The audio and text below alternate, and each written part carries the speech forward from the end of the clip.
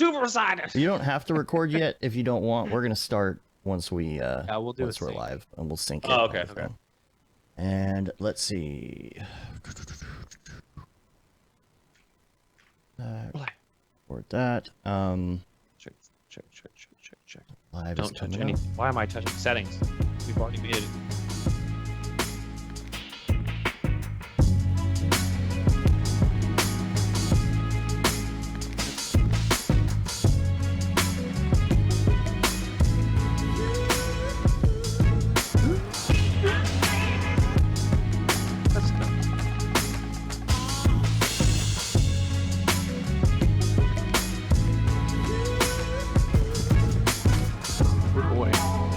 Say that every time. Because so I do, yeah. I just remembered that I said that. Let's see. Is this the most funky, soulful music you can get that was royalty free? Basically, yes.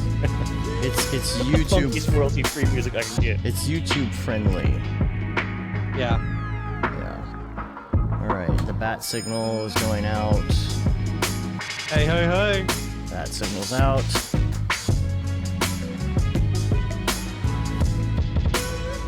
What's up, Pep Rock? Refreshing the website. Sharing the social medias.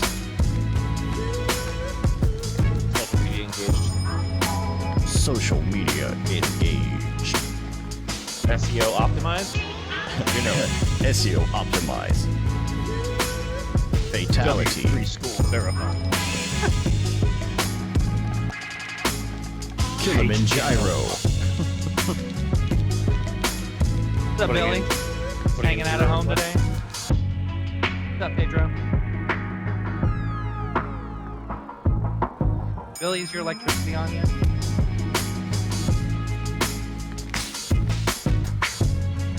Okay, that one's good. Chris H. Oop, lost my spot.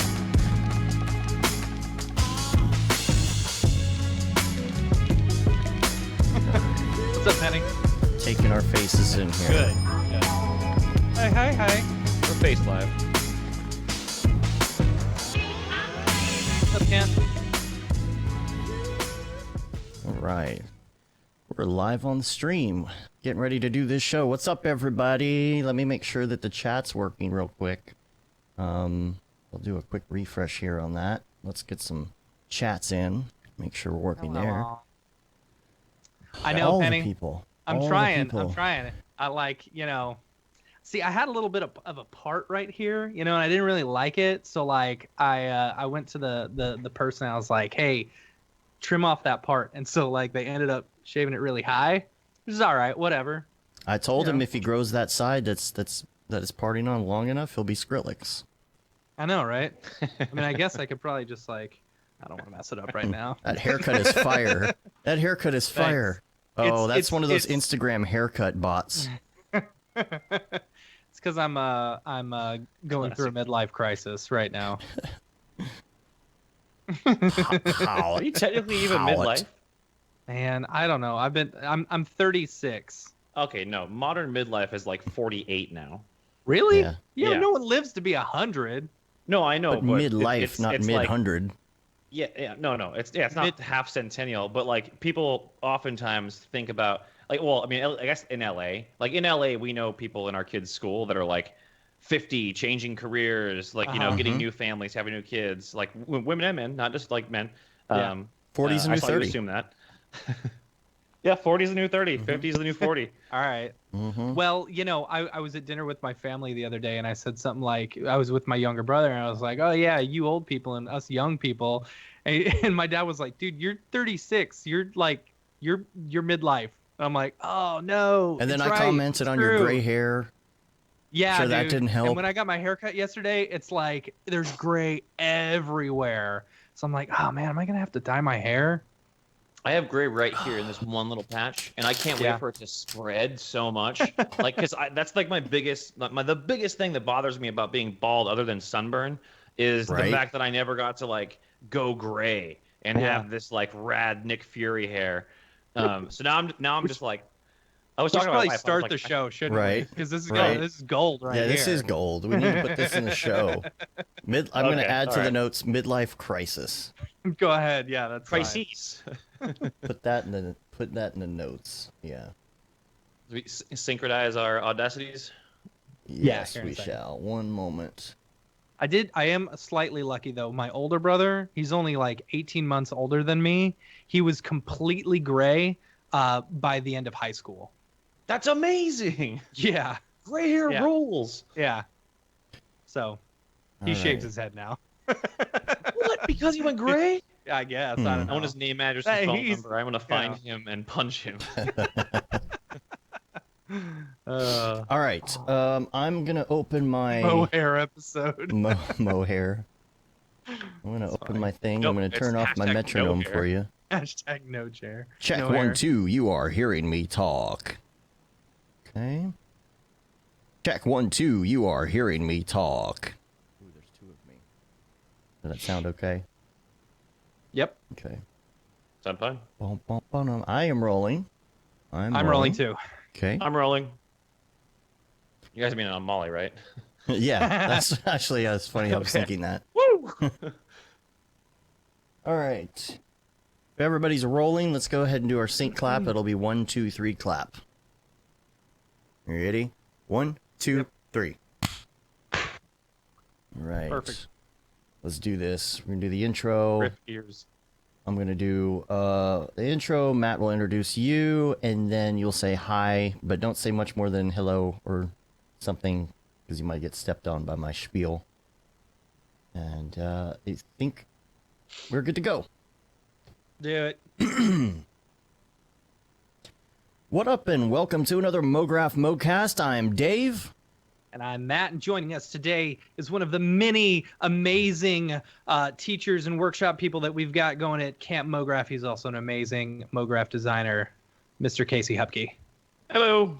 And Mograph is a supplement to our site, mograph.com, which is a motion graphics tutorial site with tutorials, plugins, podcasts, and other Mograph stuff. And on the show, we talk about everything ranging from motion graphics to Cinema 4D, After Effects plugins, render engines, doing business, doing taxes, being a contractor, or working for the man. And you can email us, info@mograph.com. Let us know what you think about the show, questions, comments, concerns, and grievances. Let us know if you got questions about something super noob or advanced, something technical, something having to do with the industry itself. Work-life balance, doesn't matter what it is. I have a request for everybody right now in the emails. info@mograph.com. Make sure that you send us in your favorite moment or moments from the show over the last X number of how many years you've listened to it, or months you've listened to it, or days you've listened to it. And let us know. This is your first episode. Hello. Hello. Let us know what you think, because we're coming up quick on episode 200, and I have nothing planned on my notes at all for this. And I do have some great outtakes that I think we could implement, but I'm trying to... One that we just did a second ago. Right. And I think that it would be cool to have some emails and stuff, 200 episodes, a reflection, you know, something like that. And then maybe play some of the great outtakes that we have, which unfortunately are only audio, but, you know, it's fine. We can sit here and laugh at ourselves a little bit.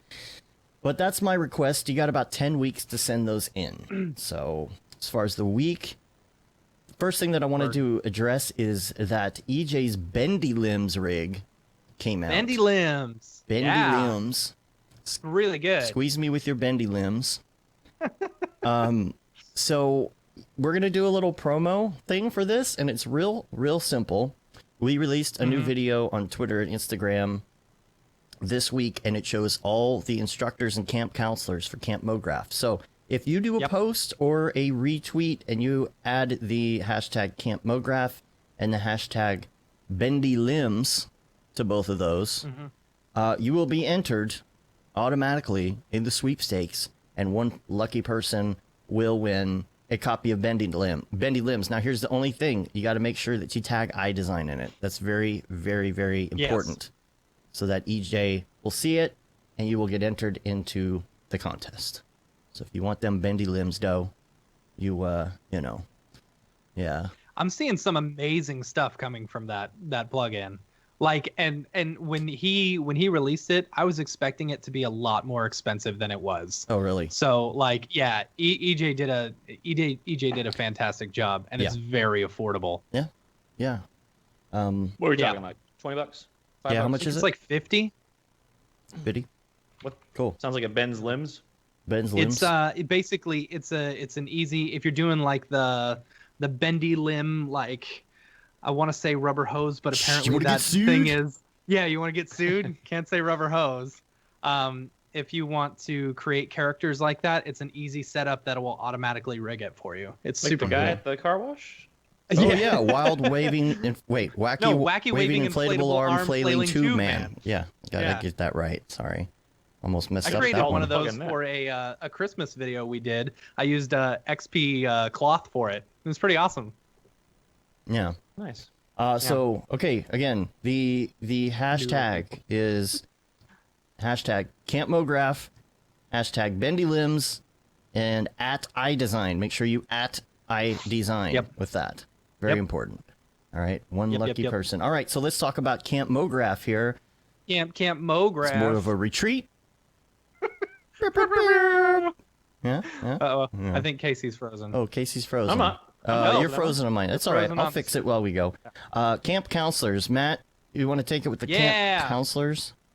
Oh boy, I gotta bring everything up. Okay, yeah, we've just announced we're bringing on some camp counselors to help out with Camp Mograph. If you've got questions about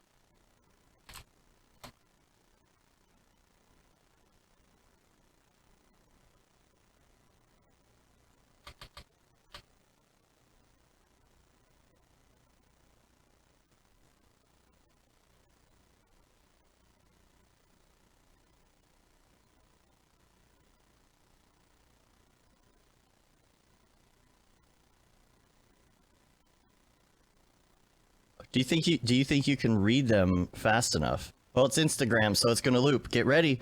Get ready. You're gonna have to do this really fast. Ready? Ready? Okay.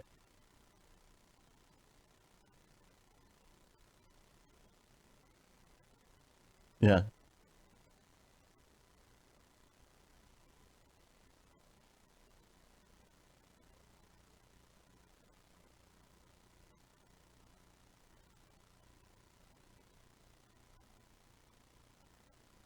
All right, cool.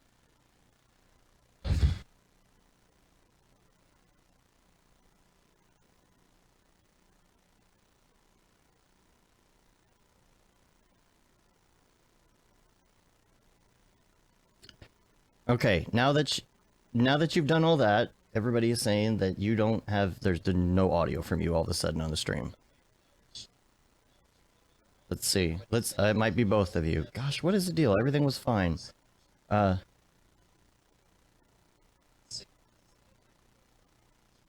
it's both of you. Oh, there it is. That's weird. When I switched the input, it just muted things for no reason. Hold on. Oh, fantastic. Oh, it's okay, we should be back. Yeah, we're good. Are we back? Are we back? We're back. You'll have to listen to the audio podcast version to find out who won the Game of Thrones. No, we got you. They had the best story. All right. Yeah. Well, let me make a marker. Boom, boom, boom, boom. What a downer. Okay. Back to that. Okay. So, all right. So the camp counselors, man, this is an all-star lineup. I'm really excited about this. It's a crazy lineup. Yeah. Like this is I think this is going to be the event of the year. I think people are going to find out that this is going to be like one of the best events. You know, we've been talking with all the workshop teachers and stuff like that, and it's going to be a lot of fun. All the underground D&D stuff going on. Yeah. Mm-hmm. Wait, is that happening? Mm-hmm. There's gonna be some D&D going on. Yeah. There's so many D&D people because who is D&D? Obviously Satine. Satine is, yeah. Casey. I have Billy. I have dabbled. Caitlin. Billy, yeah. Who else? Yeah. Greg? I think Greg.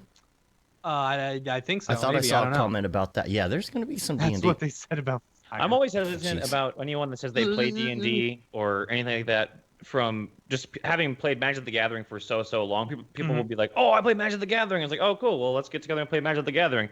They're like, "Oh, it's been like a long time. Like, I saw a starter deck when I was in 4th grade." And it's like, ugh, that doesn't mean you know how to play Magic the Gathering. Right. I played Magic the Gathering, but there's been so many updates since, like I used to play every night, but then they introduced like Planewalkers or something like that. And I'm not really sure how to go about that. Think of those as like an enchantment with abilities on them. Okay. That's all they are, really. They're an enchantment that has toughness and abilities. Yeah. I am so lost when it comes to this stuff. Like, I'm gonna have to be schooled. Like, you're gonna Magic have to. the Gathering is easy. Or D&D or Super easy. anything. I mean, I've listened to the Bim Bam Brothers do their show or whatever about D&D, but I still don't understand anything about it.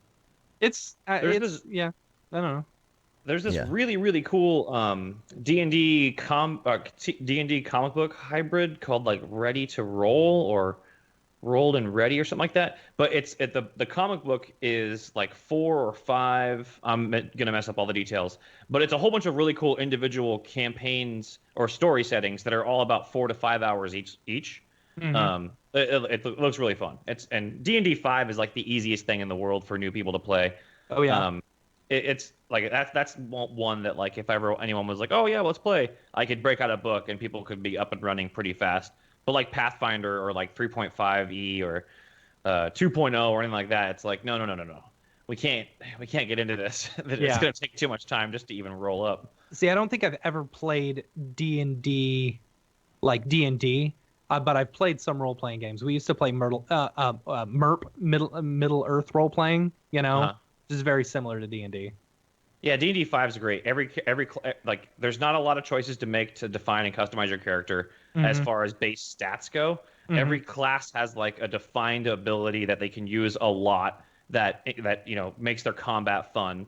And then there's not a lot of like random things like the old school where gunslingers had grit and bards had panache or whatever, and everyone has like the same amount of resource blocks, and the action economy is really comfortable to play with, and you can easily play without miniatures or a board and just roll dice and play theater of the mind, which is probably one of the most fun ways to play, because otherwise people get too like, they're like, okay, well, my guy's here and your person's here, I'm just gonna, let's see, hold on, let me have a protractor out and just make sure that, well, what's the hit radius on this boss? Is it 15-foot reach or?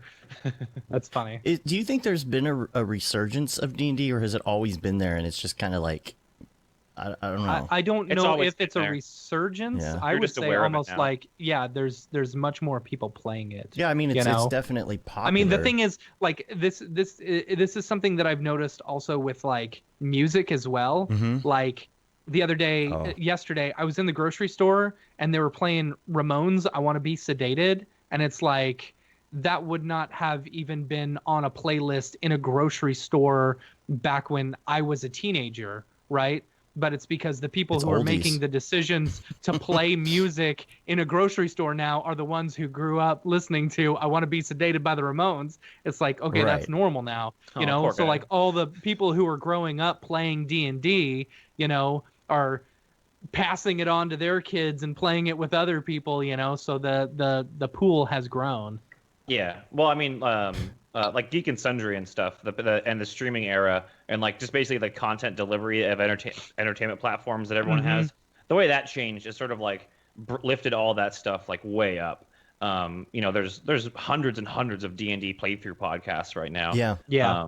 And it's a thing, but I think it's one of those things like where people think what's it called, true crime. People think true crime is going through this huge boom right now, but there's always been a lot of true crime. Like it's just right now it's kind of like on the highlight because of podcasts and like Serial and whatnot. But I think everything's just getting more. It's one of those things where if all the information is at your fingertips, it's not like it was back in like '96 where you kind of like travel a GeoCities web portal hole and find like there's the Tempe, Arizona Magic the Gathering meetup.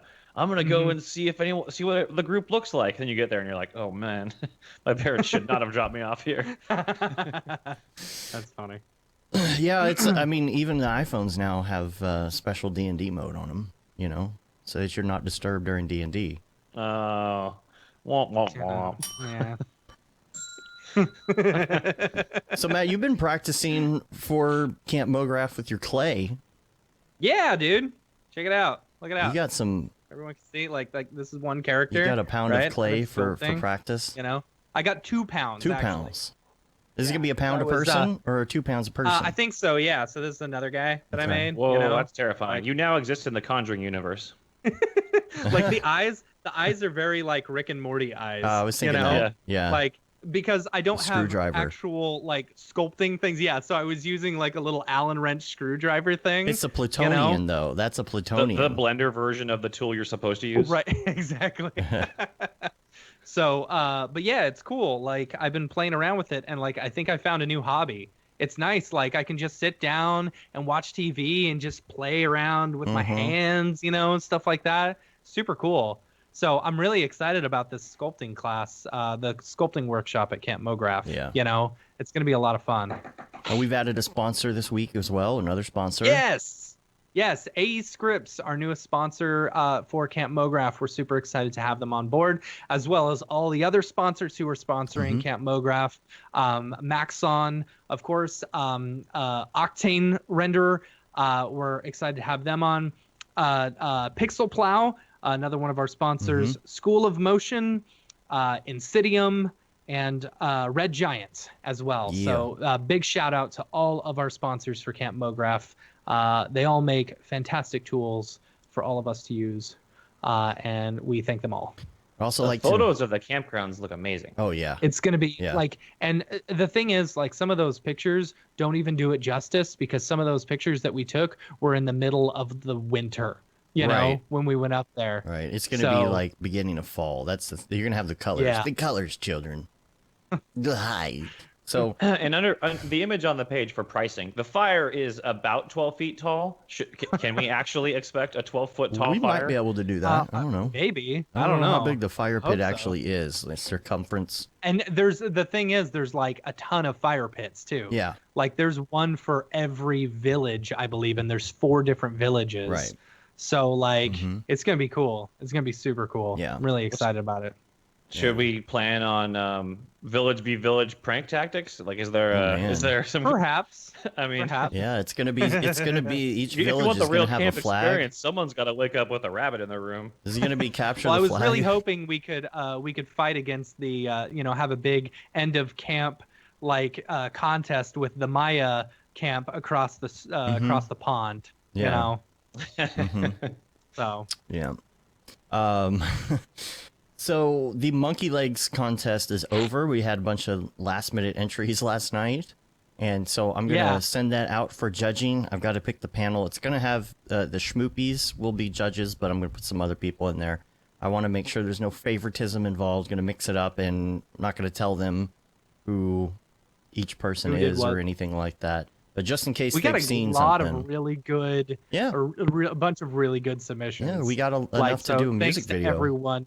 Yeah, Yeah. thanks to everyone who submitted. It's Yeah. fantastic. So we'll hopefully announce the winner next week. It just depends on how quick I can get the judges to get back on that, but you will get that Camp Mograph ticket. Anything else for Camp Mograph in as far as wrap-ups and stuff?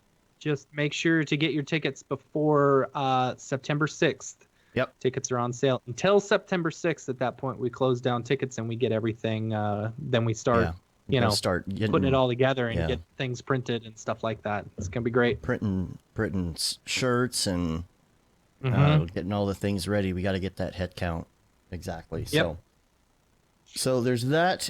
Slack this week. I will be opening up the Slack this week, the first time under the Mograph name.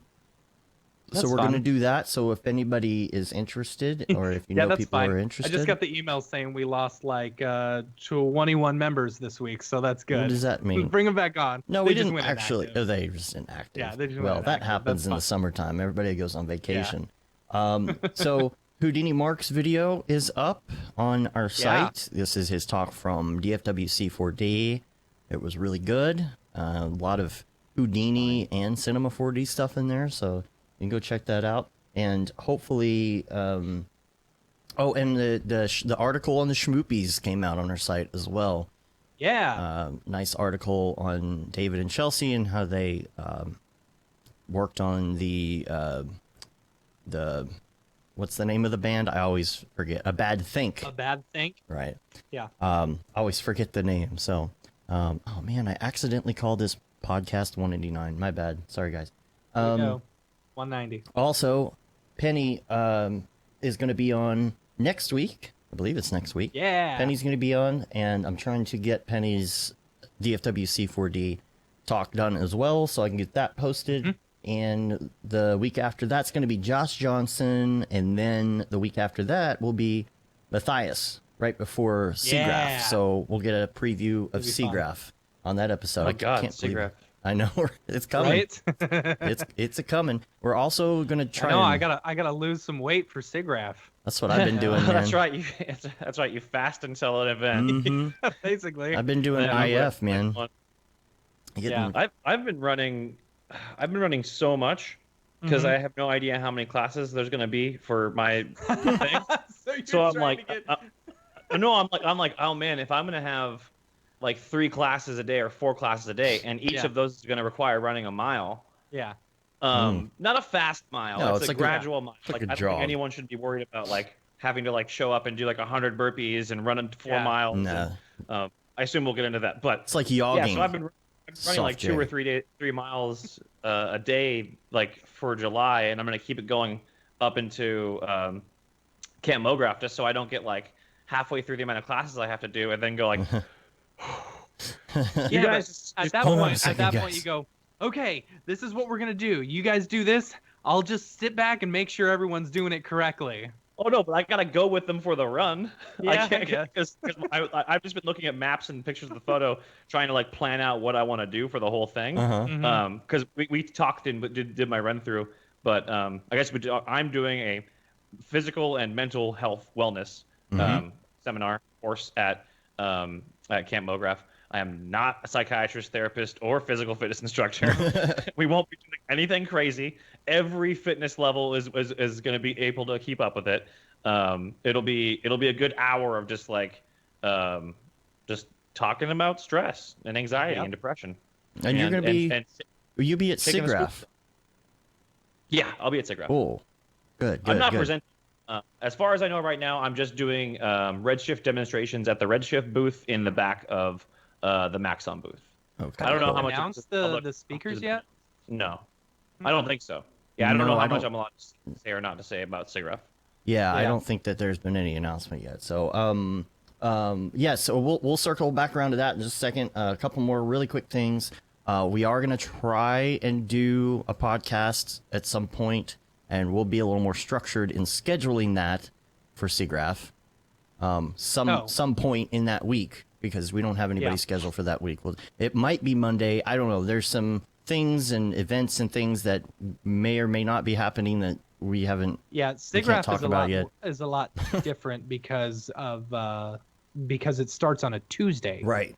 Right. And it's only 3 days. So we'll be there for a while. Yeah. But yeah, that's good. Yeah, we didn't get a chance to do that live show in Vegas, and I'm like I was super bummed about that because it's always so much fun. So we're gonna make sure that we have that. There's always just scheduled. So much going on in Vegas. I know. This NAB was insane. It was. Yeah. This NAB felt like there was about 400 too many people. Yeah. Yeah. I was like, holy, like I would duck out, try to get a breath, and then run into someone. Yeah. I'd be like, oh yeah. Oh, I just wanted to be alone for a minute. Yeah. Yep. And it was that was a fun NAB. That was definitely a fun NAB. There was a lot of good craps. Yeah. I think next year's going to be way cool. Nodefest. That's the only thing I have left on here. Nodefest tickets. Yeah. Are on sale today. Technically yesterday for here because it's tomorrow in Australia. But yes, they are on sale. Make sure you go check that out. And I was going to mention, I didn't see it yet. Did anybody see Toy Story 4 yet? Oh man, it's so good. No spoilers. It's so no spoilers. Good. No spoilers. 4. Yes. Yeah. It's so good. Go see it. Graphic wise, how is it? Because we can't talk about story. Dude, okay, so great. it's insane. like it's so funny. Like I was reading this article about the difference between like Toy Story 1 and Toy Story 4 and the whole pipeline and everything. And they were saying, they're talking about the amount of computers that it took to render Toy Story 1. And they said nowadays, if they were to re-render Toy Story 1, they could render it faster than you could watch it. God. Oh, wow. Which is insane. That's totally insane, And there's like, it's so interesting because as they progressed, they got so much more realistic looking, but still kept the same cartoony looking like characters, like the people looked cartoony, but almost all the environments and stuff looked super realistic. There was this one part where it's at the super beginning, it has no drive or whatever towards the story really, but there's this part where the RC car is stuck in this it's like the name's RC thing. Oh yeah, RC. It's stuck in this little like stream or something like that, and there's leaves and I was blown away. I was like, oh my gosh, this looks so realistic. Like if I had watched this probably 10 years ago, not knowing, or however many years ago, not knowing it was Toy Story, like I would have thought it was real life, Oh, that's how the first one was very similar to that too. And I remember I had like a long time ago, like when Toy Story 2 was about to come out, I was like, oh yeah, I love the way they do photoreal, everything's all nice and photoreal. And I got an argument, like however long ago this was, about it being photoreal or not. And they're like, it's not photoreal. None of those things look right. The proportions are all wrong. And I was like, yeah, but look at every single one of the textures. Right. There's like thumbprints and the plastic smudges. The Play-Doh has these rubs. Like everything is a physical based material. It's all photographically accurate to like, dispersion and index of refraction and everything. It's all there. Like, yeah, but it doesn't look real. And I was like, what are you talking about? Yeah, it's also one of the most haunting stories in the world if you peel back the layers of reality. Yes. Yeah. Like if you just look at Sid's house. And like, so these toys can never die, right? Ever. They're zombies. Like they are completely incapable of escaping this world. So like when Sid tortures those toys and like takes the doll head and sticks the erector set legs on it, and then there's a skateboard that's just dragging its body around with the skateboard. It's terrifying. These creatures get no rest. Existence is pain. It's a nihilist dream. It's just... There's in the new one you have Forky, which Forky was like a toy that was made. Oh yeah, you can just animate an object into internal servants just by like applying eyes and giving it a name. Yeah, what are the criteria? I mean, well, let's go ahead and create a infinite life servant from Tic Tac. So what would make it alive? I mean, would two dots on it be eyes, or do they have to have circles of pupils? I think at the point in which it becomes a toy that you play with, that's when you get what is it? The manifestation of existence. Exactly. Yeah, you exist. Yeah, once a child like Whimsy has held you and said, your name is Ticky Tacky, boom, forever enslaved to that child's dementia into just like servitude. You're just stuck. Man. No escape. So do you think that that these are damned souls that are inserted into these from the pits of hell in order to punish them for eternity? I mean, why? No. Yeah, like Phil says, that's how Zeus did it. Yeah, these are just things that have been thrust into existence without previous recollection. Like, because Buzz Lightyear, for example, and all iterances of Buzz Lightyear, they came in thinking that they were a space ranger. That's true. They had a whole morality check where they went, "Oh man, I can't fly. This is not a laser gun. Emperor Zurd is not real." The squishy aliens, they believe in one deity, the Claw. Right. Like they were all one uniform basic Meeseeks. Right. Yeah. No, it's horrifying. Creators of this movie they were trying to pull a fast one on us. I know. Yeah, Billy's saying it's like Chucky. It is kind of like Chucky. Have you seen the posters? The deliberate... Child's Play was a hex. It was a murderer who had like a Brooklyn accent, and for some reason knew this like shamanistic necromancy. He's like, "Oh man, I gotta get in this doll." Boom. I'm sorry. Did you actually just say the realistic words? Like, do you know Child's Play so well that was actually it? No. Kalima. I don't know. The Child's Play posters. Have you seen them? Yeah, where they're like tearing apart the Toy Story ones. Yeah. You know? Yeah, no, that's good. the same company, right? That's why they can get away with it. It's all the same parent company. I thought it was. Oh, Disney? Everything owns Disney owns everything. Disney owns everything. Yeah. I'm pretty sure that they do own the company that's making Child's Play. You sure about that? I'm fairly certain. I read something about it when I saw the original poster. Oh, checks out for me. Yeah. No, this is one of them here. You know, there was another one. I thought, didn't they do another one that was similar? I don't know. I thought so.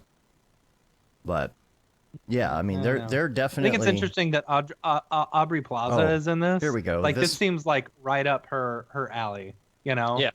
I love Aubrey Plaza too. So yeah. You guys watch Legion? I don't know. Oh man, it's so good. Is it? It's a very unique television show. It's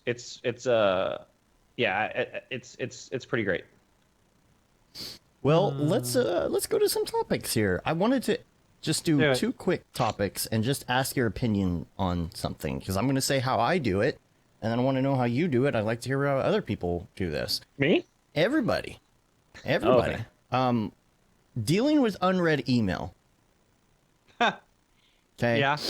Because this, wasn't a problem for me for a while, and it's starting to kind of become a problem to where there's so much that I need to catch up with email-wise that I have to have some sort of system to keep track of what I need to keep track of.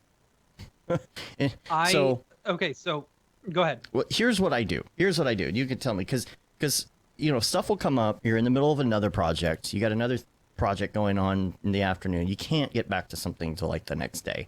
And it gets pushed down in your email, and you don't want to lose it. You don't want to lose track of it. So I try the best I can throughout the day to mark things as read that are basically irrelevant. But if it's something that I need to address, I remark it as unread, and I do a star. And then when I'm going through what I need to do, I go into Google and I type is : unread minus spam. And that will bring up my unread that is not spam.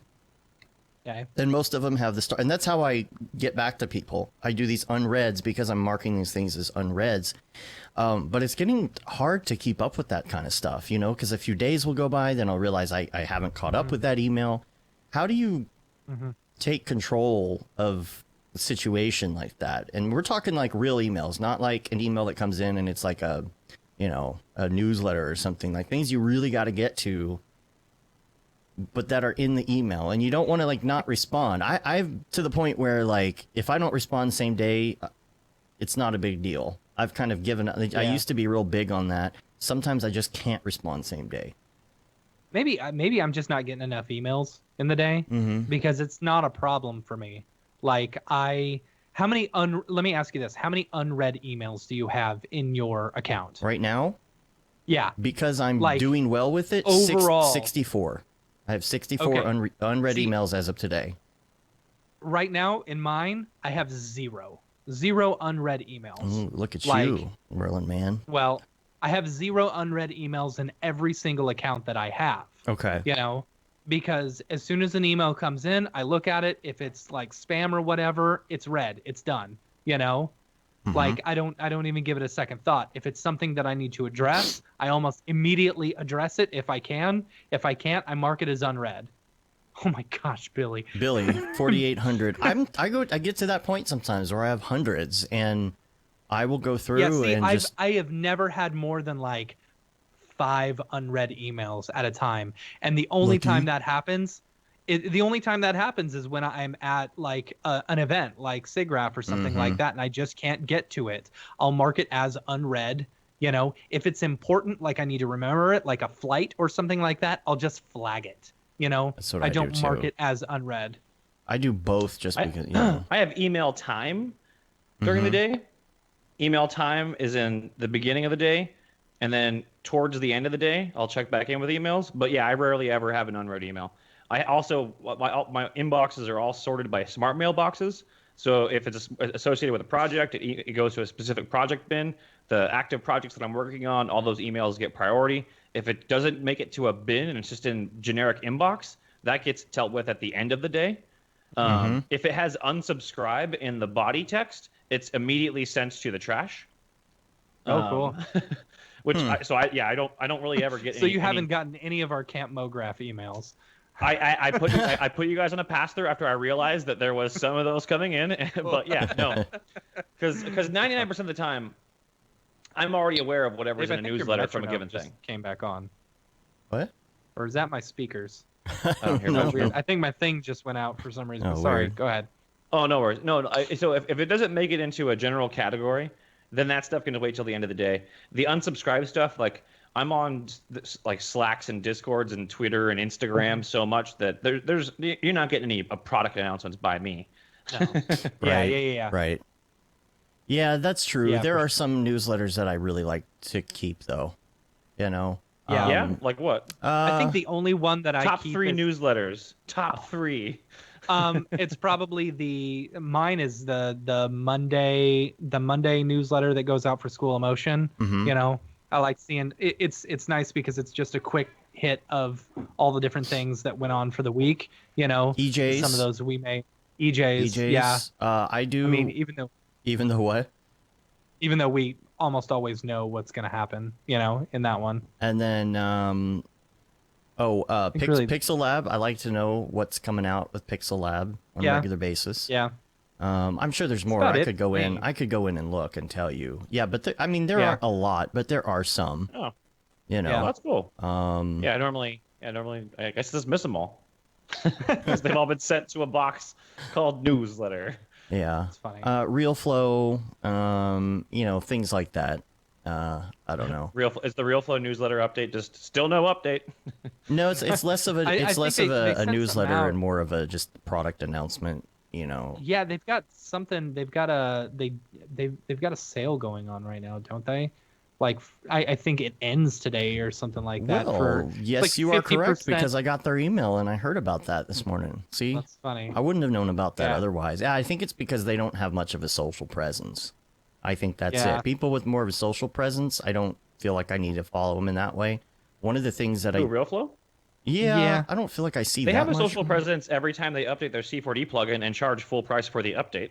I know. Well, yeah. I know. I think it's 50% off right now, but that ends today. You know what I do like is getting the Friday announcements of what the Echo, I won't say the name, of what the Echo can do. New things that it has learned for the week, because it's cool to just look at the list and be like, oh, here's the new features, because they do a lot of updating on it. Like they have like a feature Friday and they say here's the new things that the dingus can do. The Amazon Spy can do. My house. My backyard. I have one in every room. I have one in every room of my house, and I also have the Google ones. Yeah, me I've too. got 2 Nest cameras. You know, stresses me out. No, it's like, and I use Arlo. It's funny. What is I was in I was in the garage the other day, and I was like, oh, I need to add this to my shopping list, and I was really mad that I didn't have an Echo in my garage, so that I could add a thing to my shopping list. I think I'm like one of the 12 people in the world that use Siri. Really? Oh, she's the worst. It's a robot. It's not a man or a woman. Okay. It's the worst. I like it. It's dumb enough to not do any harm, and it's all passed through, encrypted, and anonymized. So it's not nothing's being saved and logged. But I can effectively use Siri like 99% of the time. To the point where my wife is like, I don't know how. Well, she says, I don't know why you talk to that girl. That's funny. But Siri will organize my Target shopping list. You know, it goes to my Cartwheel app, so I get to Target, and it targets all because I'm at Target twice a day at least. Right. I'm probably late for my noon Target meeting right now. They're starting to get worried about you. They're going to call the police because sales are down. What's going on? Yeah. Sales are down. Yeah. Casey hasn't spent $50 at Target today. Yeah. But I need bubbly water. Oh, yeah. I officially switched my endorsement from LaCroix to bubbly brand water. All right, there you go. Go ahead and put that out there. I don't know how they made the apple flavor taste like it does, but boom, it tastes like you're drinking a Jolly Rancher. It's amazing. The apple tastes like It's like apple. Zima, right? Target just I just got a notification on my Apple Watch that says save 40% on outdoor Are items you for 4th of July sure Market they're not weekend. listening to you? Yeah, you sure they're not listening? It's Okay. every day at like 10:45 I get a cartwheeler notice. That's funny. Matt and I, the problem What's Matt and I have cartwheeler? cartwheel. Yeah. Yeah. Oh, cartwheel, What is dude! that? You got to have that if you're going to Target. You don't have cartwheel? No, I don't know what it is. Dang, dude. You know what you should do right now? Just take whatever money you have in your wallet and just go ahead and throw it in the trash. Yeah. So you scan everything you buy at Target, and it gives you like online only promotions and cartwheel specific app only promotions. And then you also get 5% off your purchases in store. Oh. And online actually. And Do if you you have use the to have 5% it Target linked? debit card, then it adds to it, I think. So you get that. And the debit card only requires you to link it to an existing debit card. You don't have to sign up for a new one, no credit checks, no new numbers to deal with. 5% You can do it off. all from your iPhone. And you get 5% flat all time. Cartwheel by Target. Okay. Yeah. Yeah. My current running Is it savings just using the the Target Cartwheel ad? app. Is it just the Target? Yeah. Open the Target app and then go to the scanner button, and then you're using Cartwheel, baby. Okay. This episode brought to you by Target. Target. Hell yeah. In the last 2 years, Cartwheel has stated that I've saved over $298 using the app. And how much would you have not spent if you didn't have the app? It doesn't matter. question. That's a zero-sum question. I have to go to Target. There's no not going to Target. Dang. Okay. Jason says if you use their drive-through service, you get additional savings. Oh my gosh. All right. What have we become?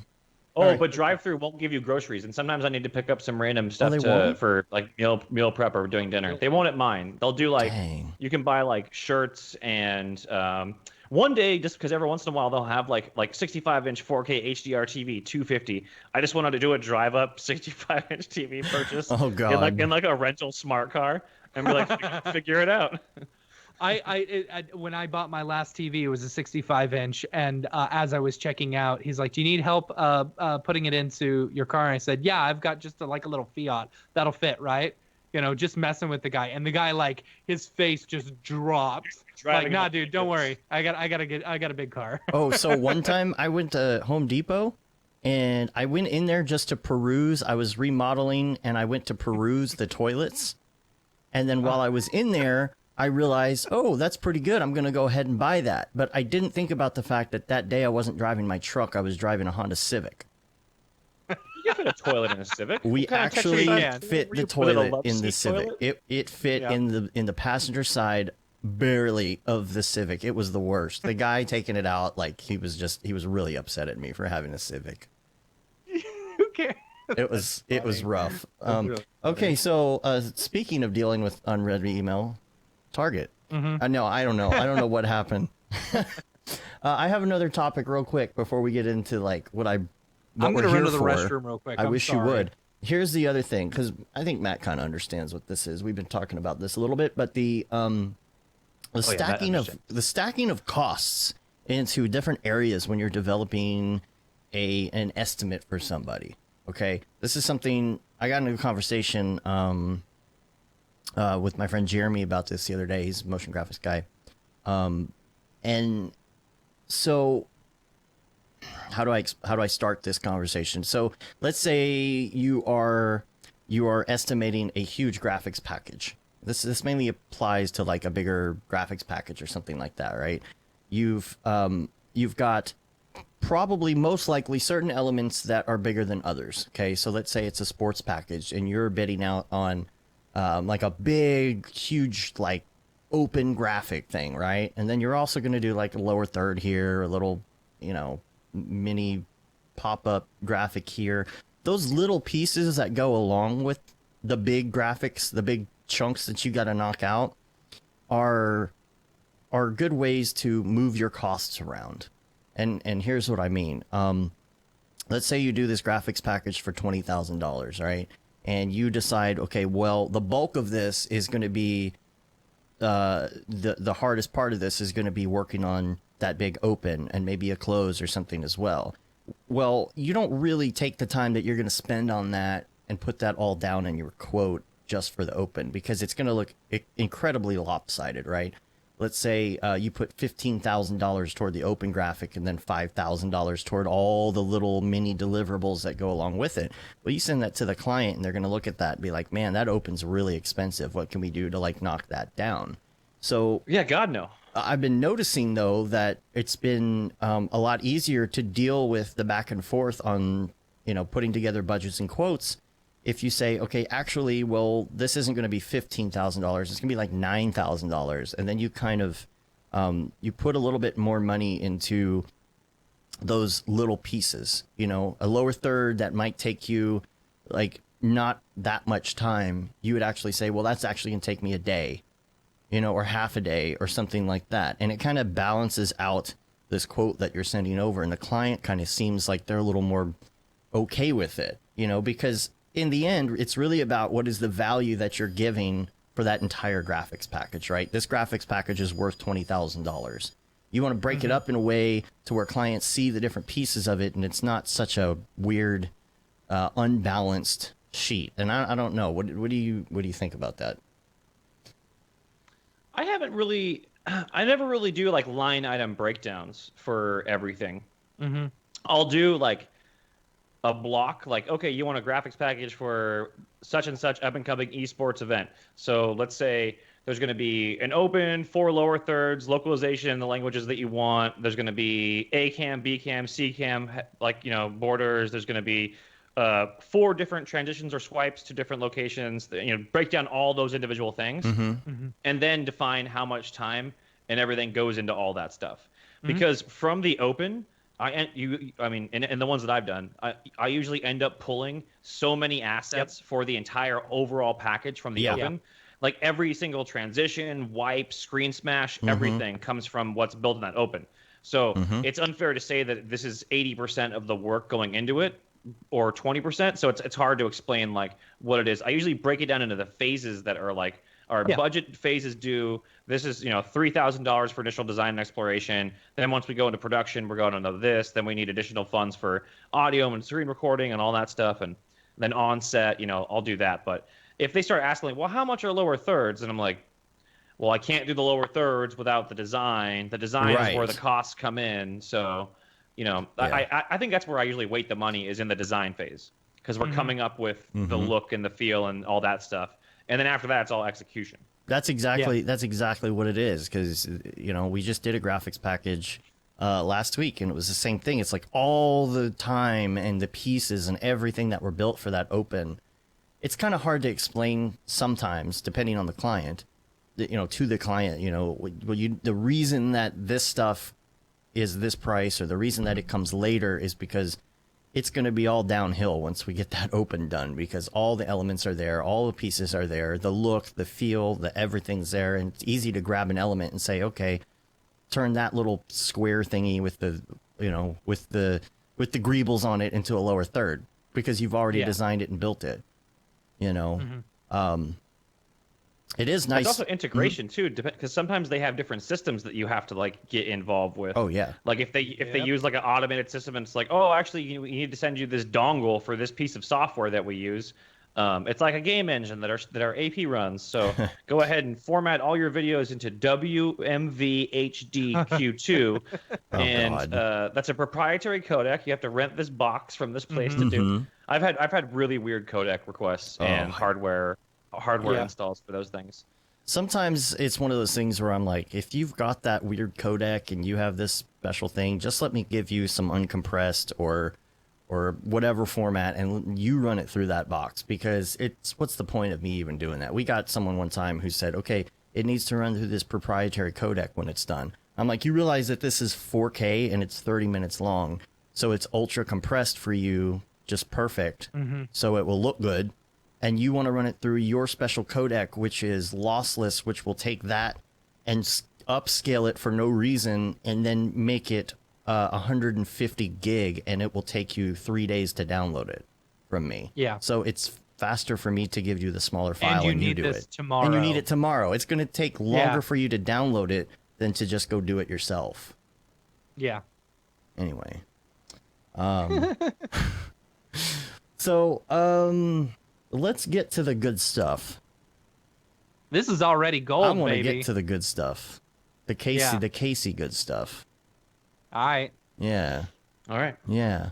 Yeah. I'm super excited about this. I don't have a lot of notes today because I feel like this is gonna be good. We're gonna talk about a little bit of what's coming up at Camp Mograph, which you're gonna be talking about. It's not just going running in the woods. There's a lot more to it. It's about health and mental fitness and work-life balance and all that kind of fun stuff. And I don't really know how you want to start this off, but it's up to you which way we go.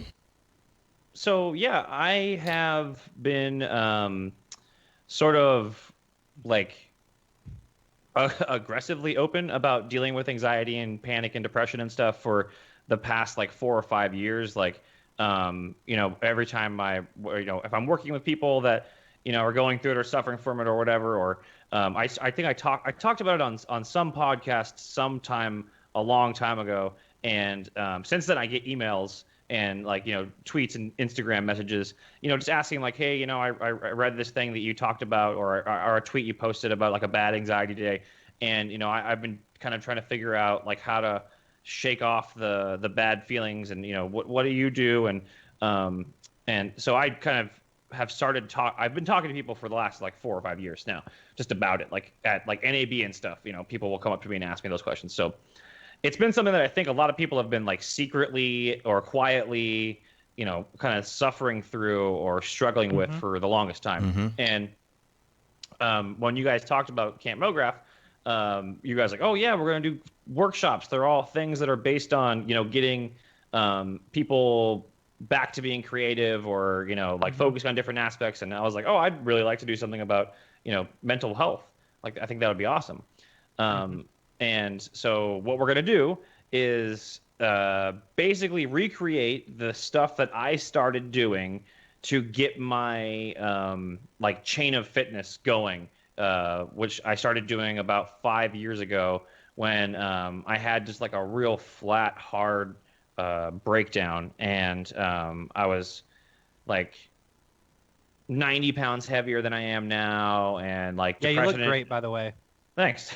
I was depression and anxiety were brand new to me. I tried my first gut reaction to like 3 weeks of anxiety was go to a doctor and get on medication. And that was that sent me into this really long, like 8-month long period of just bad decisions being made on my account. Just bad lifestyle changes. I was not losing any weight. I was just gaining weight. And I started drinking more, which you shouldn't do when you're on antidepressants. Right. And then I at some point along this horrible Paxil journey, I read that if you drink while you're on it, like you're not necessarily going to develop alcoholism, but you'll start developing like cravings for it because it becomes like a medicinal replacement for the serotonin that the SSRI, the inhibitor is kind of blocking. Oh, okay.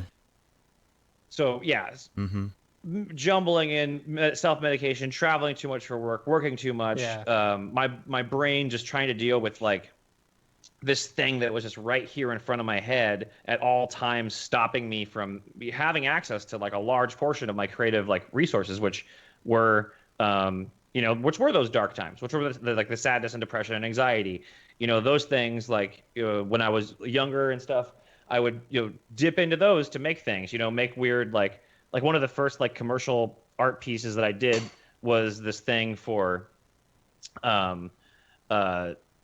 this predictions. It was a predict what the world's going to be like in 2020, and it was I just did this like my a sculpt. It wasn't even a sculpt because there was no sculpting in Cinema 4D at the time. It was like Cinema 4D R9.5 or something. So I just used like displacers and stuff to like sculpt displacement maps and use displacement maps. But it was basically an Earth that opened up into this giant maw with all these tentacles and stuff coming out.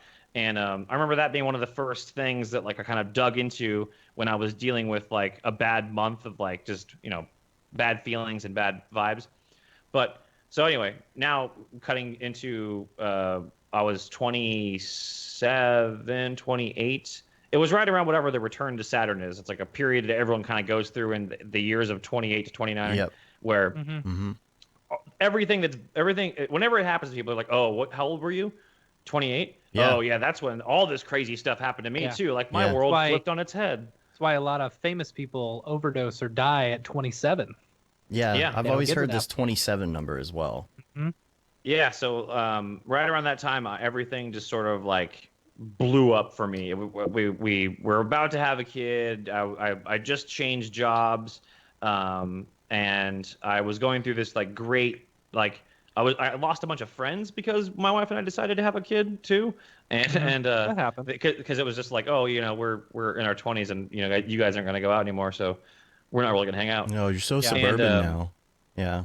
Yeah, but I mean, there was a lot of other stuff too. Like I was just not being a very a mentally well person for my friends either. So so hopped on the drugs, and then the drugs just did not do me good. They made things worse. Yeah. And I got back from a work on site that I was at for like a month in Vancouver, and just didn't refill the prescriptions, which super bad idea. Oh, it's such a bad idea.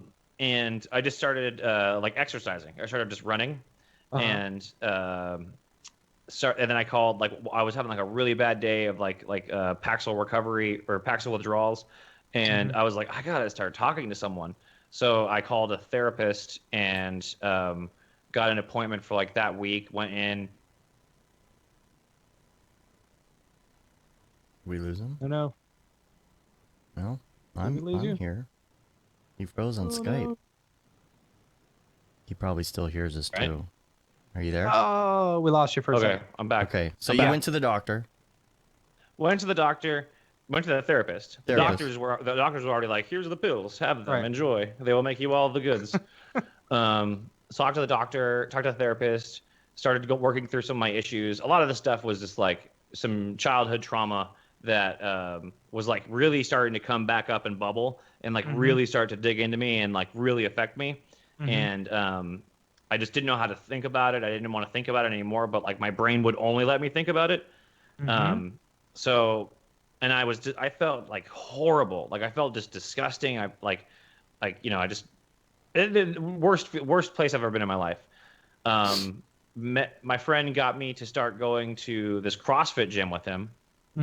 And I was like, this is going to be horrible. I'm not going to want to do this. But I don't recommend CrossFit for everyone. I don't think it's something that everyone should like jump into. It's really cool. It's culty for sure. But the thing that it got me to do was get up and set out to complete something very difficult first thing in the morning. So that way the rest of the day I'd already accomplished something really good for myself.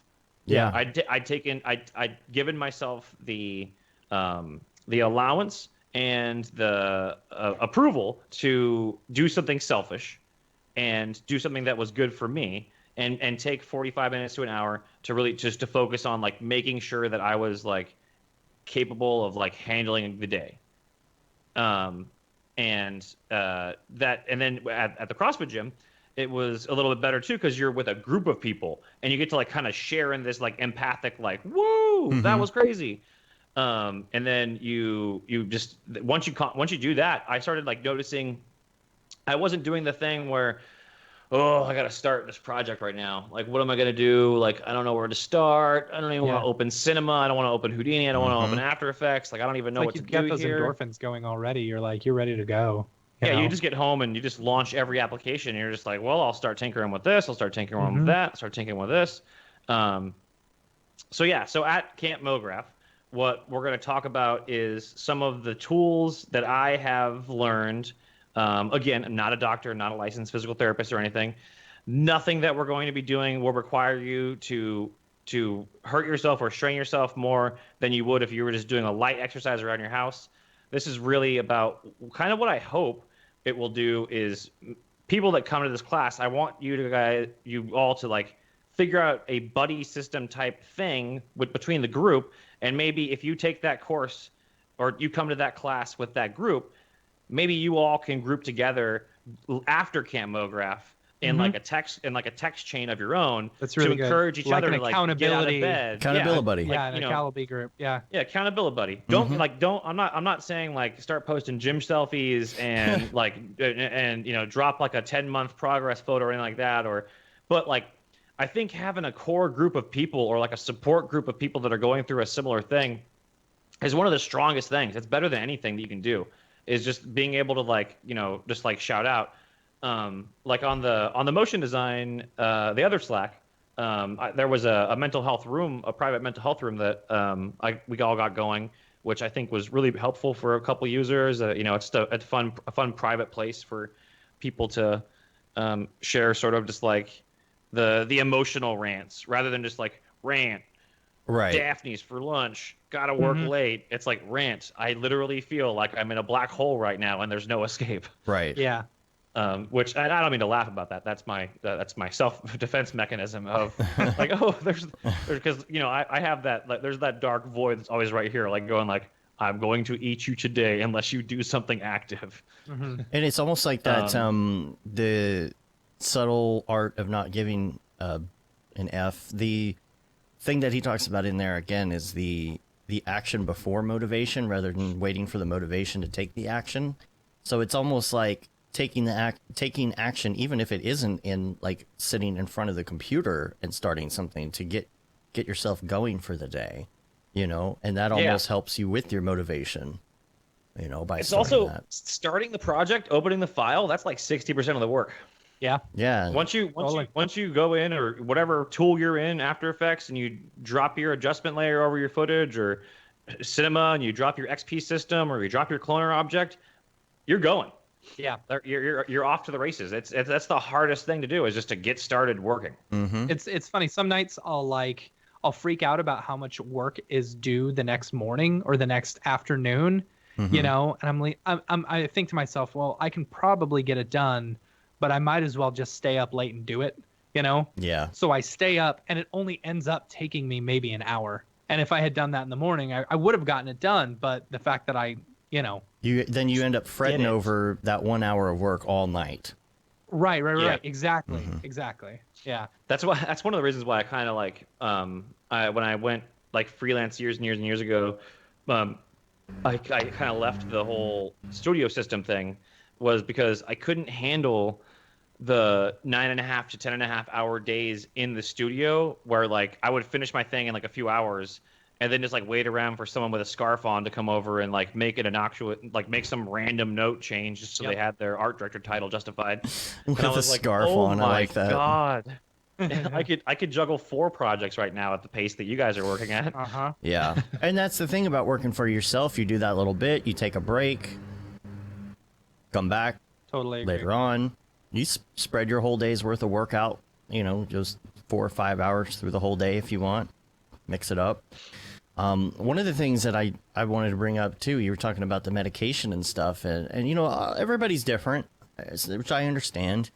For me, I'm a big believer now, based on my past experiences, that medication is not necessarily like the devil or like evil or something, or don't ever take medication, but I feel like it can be super helpful for you to get through a certain period of time. I know a lot of people who have done that. Yeah. My personal experience with starting something like that is, my anxiety kind of showed up out of nowhere when I was about 23 years old, and no reason. There wasn't any one particular thing. It's just that I was 23. I was on my own. I had more responsibilities and money things and all this other stuff going on, and wasn't aware of how much it was affecting me at all. Like zero. I didn't have anxiety, and all of a sudden, one day I had this like terrible panic attack, and I was out on the road working, and I didn't know what was going on, and I felt like if I couldn't just like calm down and go get on the tour bus and rest or take a break, because if I closed my eyes and went to sleep, I was going to literally die. That was that was where my head was. So it was something where that kind of revealed my anxieties, and then of course it was one of those things, you go to the doctor, Zoloft, just Lexapro, juggle milligrams and juggle different milligrams and different versions until they find the one that that you're like, well, I guess I don't have anxiety, but also I don't have any interest in most things. Right. So, Right. sure, I'm not stressed out, but I mean, someone just goes like, hey, Casey, get this done today. And I'm like, all right, cool. Yeah. Yeah. But there's no, but like, I think that all that energy and all that chaos and that stuff, like, because anxiety is not an emotion. It's your nervous system freaking out. So it's not, it's a primal thing that was used to get the ooze that we used to be out of the ocean and to do other things. It was used to make that orangutan want the food the other tribe had. It was the thing. It served a huge purpose. Without anxiety, without that this thing called anxiety, humans couldn't exist. We don't need it anymore, though. Yeah. We need to, like, evolutionists, or depending on your school of thought for science and how we've evolved or changed or where we came from. Anxiety serves a purpose in the animal kingdom. It doesn't necessarily serve a purpose in just modern existence.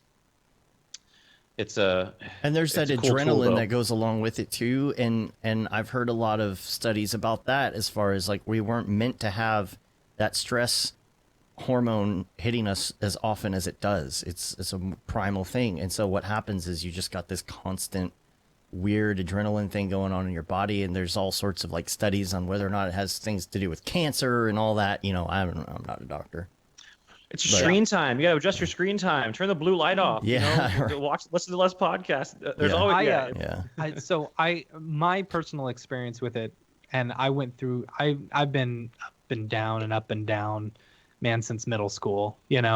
Depression. Then I get over it, and then back down. It happens a lot to me.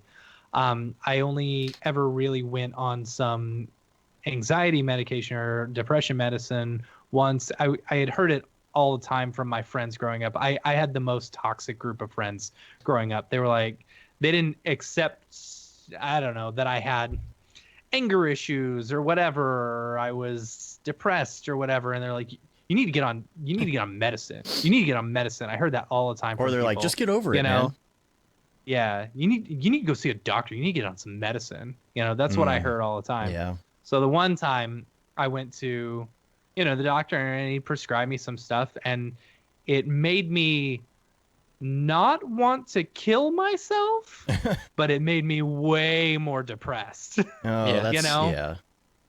And I had that too once. There was just a fog. It was a constant fog, and I was like, okay, well, I'm going to stop doing this. The depression came back, blah, blah, blah. I learned to deal with it.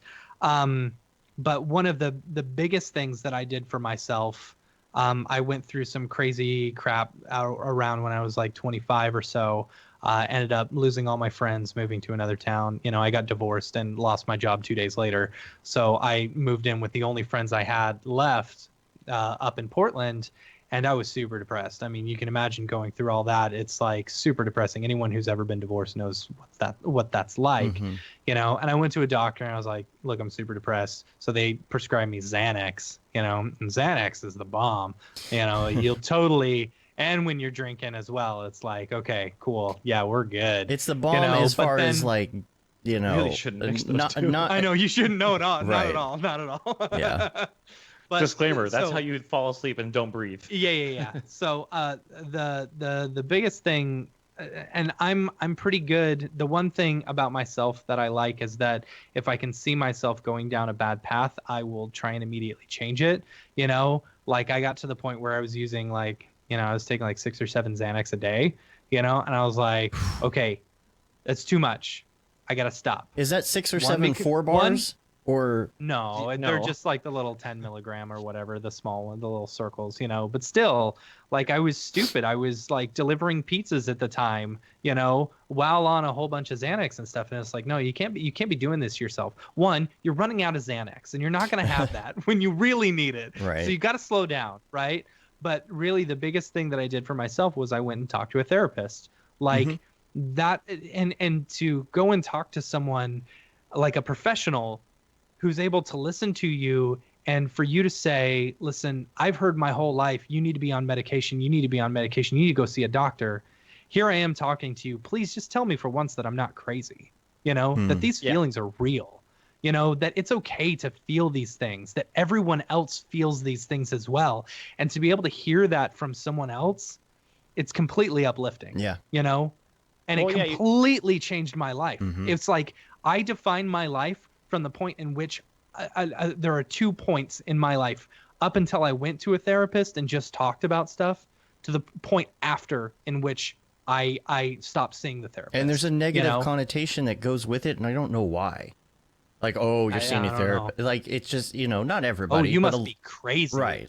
Oh, man, yeah. There was I started going. So I started the time span for me was I had just started getting on drug therapy just before my first NAB presentation that I ever gave, which was in like 2012 or something like that. You can imagine that's a very stressful time. Yeah. And because it was like I was going out to do that, I was getting put into this new category of person in the Mograph community, because it's a pretty big deal to go present at SIGGRAPH or NAB. So I was like, oh man, I hope I don't screw this up. I hope I don't misrepresent stuff, and I was on, I was only like 4.5 months into Paxil, and then so I took Paxil.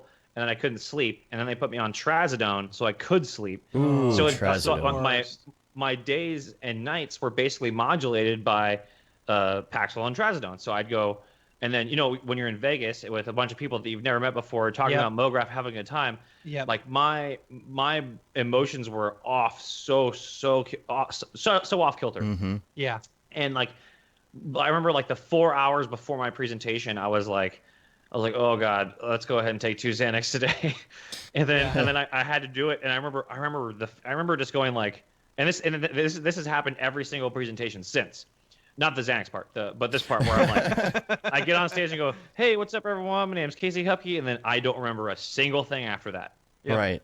I'm just either doing Q&A or I'm in the back at the demo booth, but I can't remember anything that happens during that 50 minutes of presentation. You get to a vibe.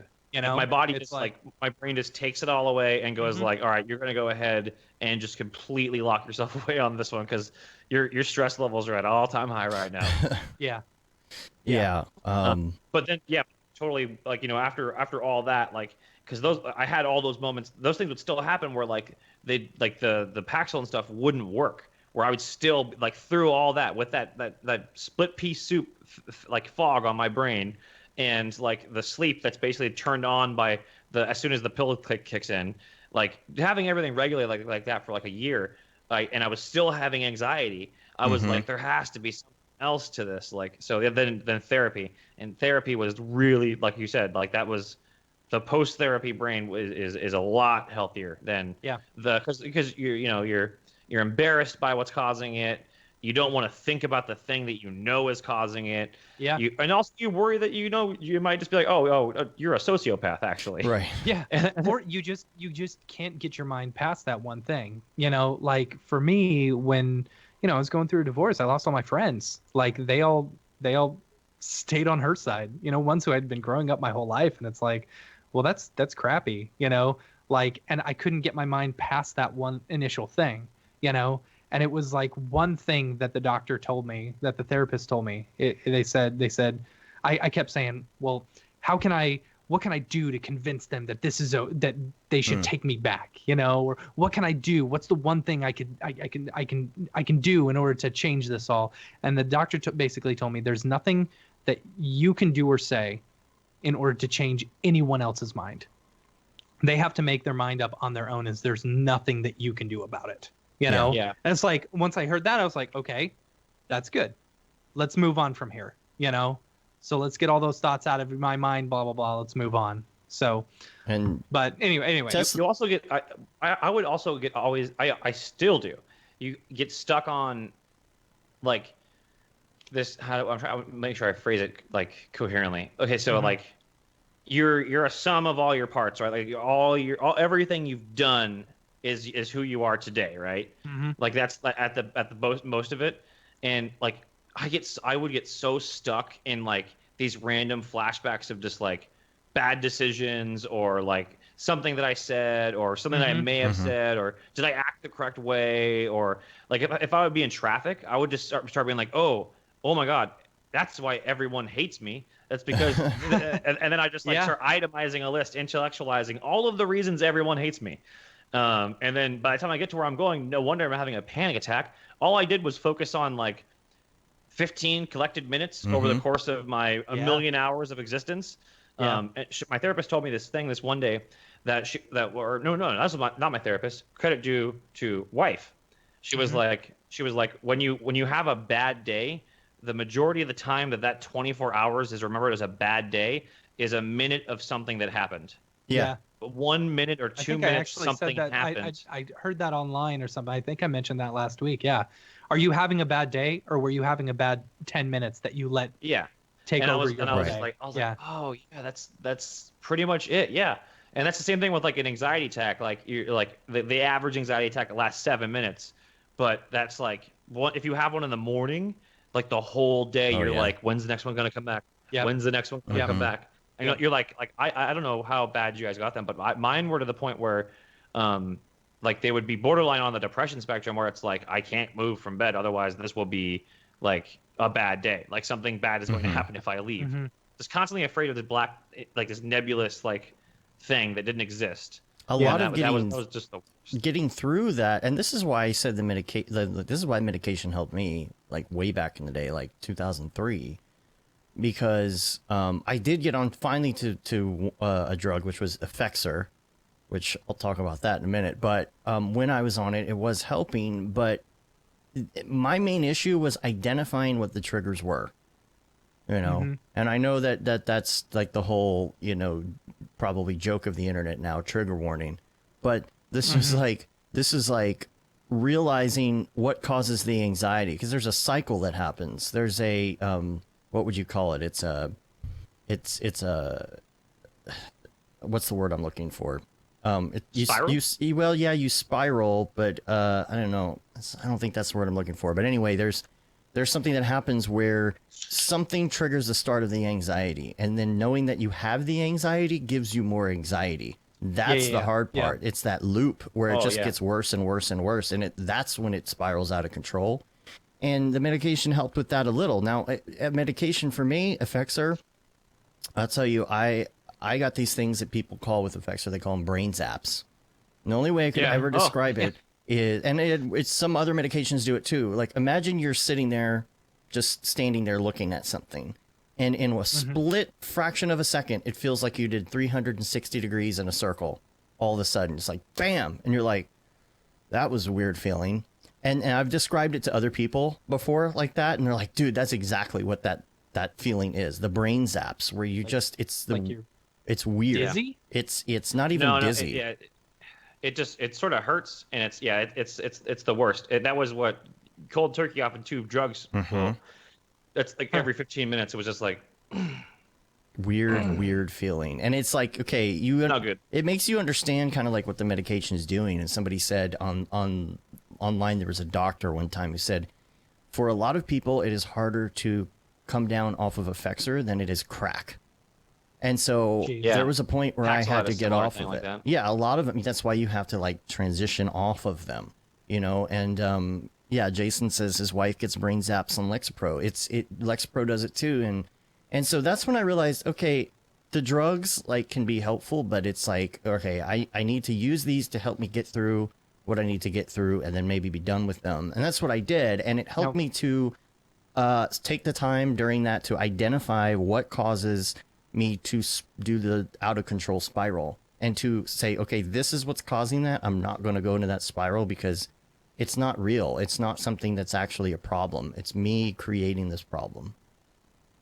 Yeah, well, and it's a good thing because it's the first decision you made to seek help for mental health. So whatever that decision is, whatever you make, when you make that acknowledgement that like, I have something wrong right now and I need to figure out how to solve this. If you go to medication, it's totally fine. Some people, impossible to fix without.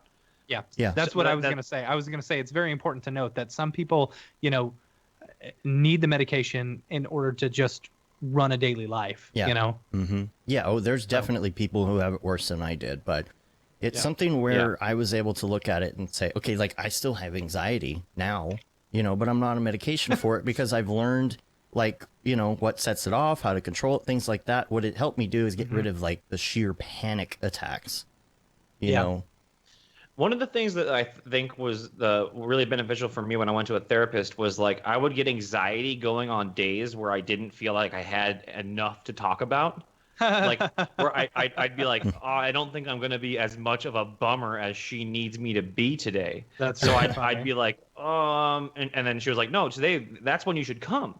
Like you should come in and we'll poke it, we'll poke at things, we'll try to identify stuff, like try to get closer to this trauma that you don't want to talk about, you told me what it was, but you don't really want to get into the details. That's fine. The details may never need to even come up, but what we have to do is we have to take this thing out of you and we have to look at it, we have to name it, and we have to make you realize that this trauma that is really holding you back mentally is just a thing that you're holding on to, that makes you feel less than, that makes you feel like, whatever. It's there. A lot of people have that thing in them that, or like a moment or an event or a trauma that it just holds them back or makes them feel insecure. Like insecurity is like one of my really big issues. Like it's I probably don't come off like it when I'm talking to people in person or whatever at events, but like I'm a super insecure person, and that's one of the hardest things. It's one of the things that has the most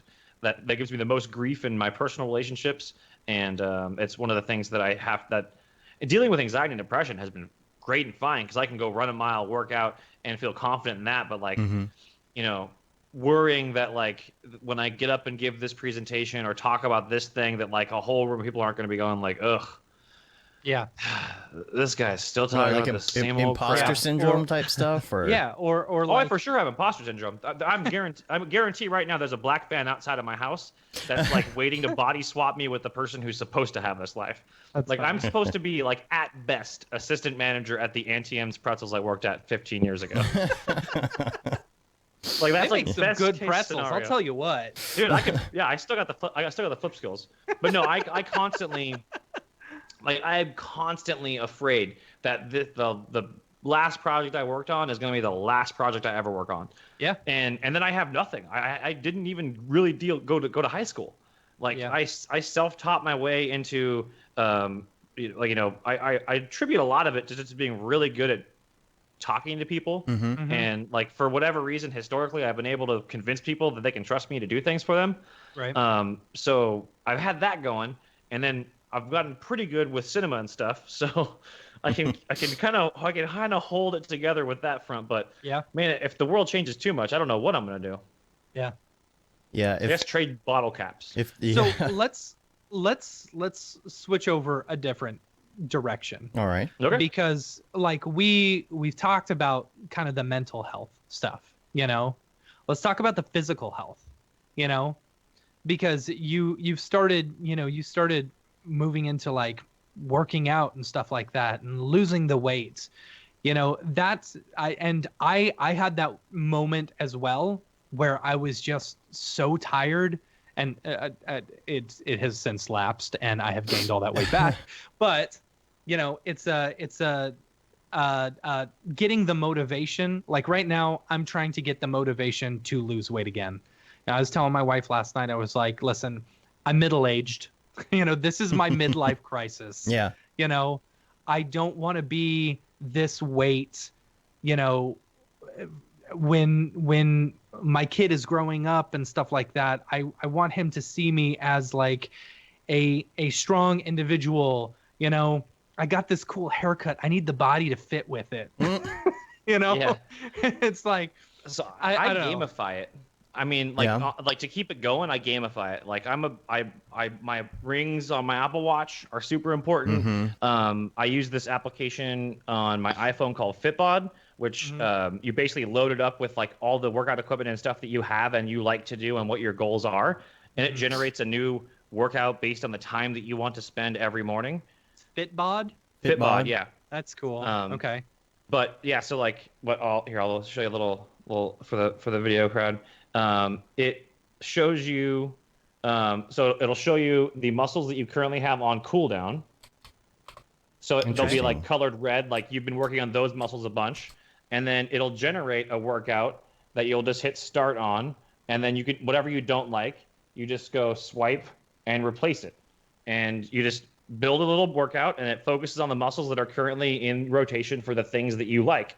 That's cool. And then it tracks like how much weight total you've moved over the course of however long you've been using the app. It tracks like your personal records. It scales the weights up for you. So like wow, that's nice. If last week you did 15 barbell rows at 45 pounds, this week it's probably going to put it at 55 pounds.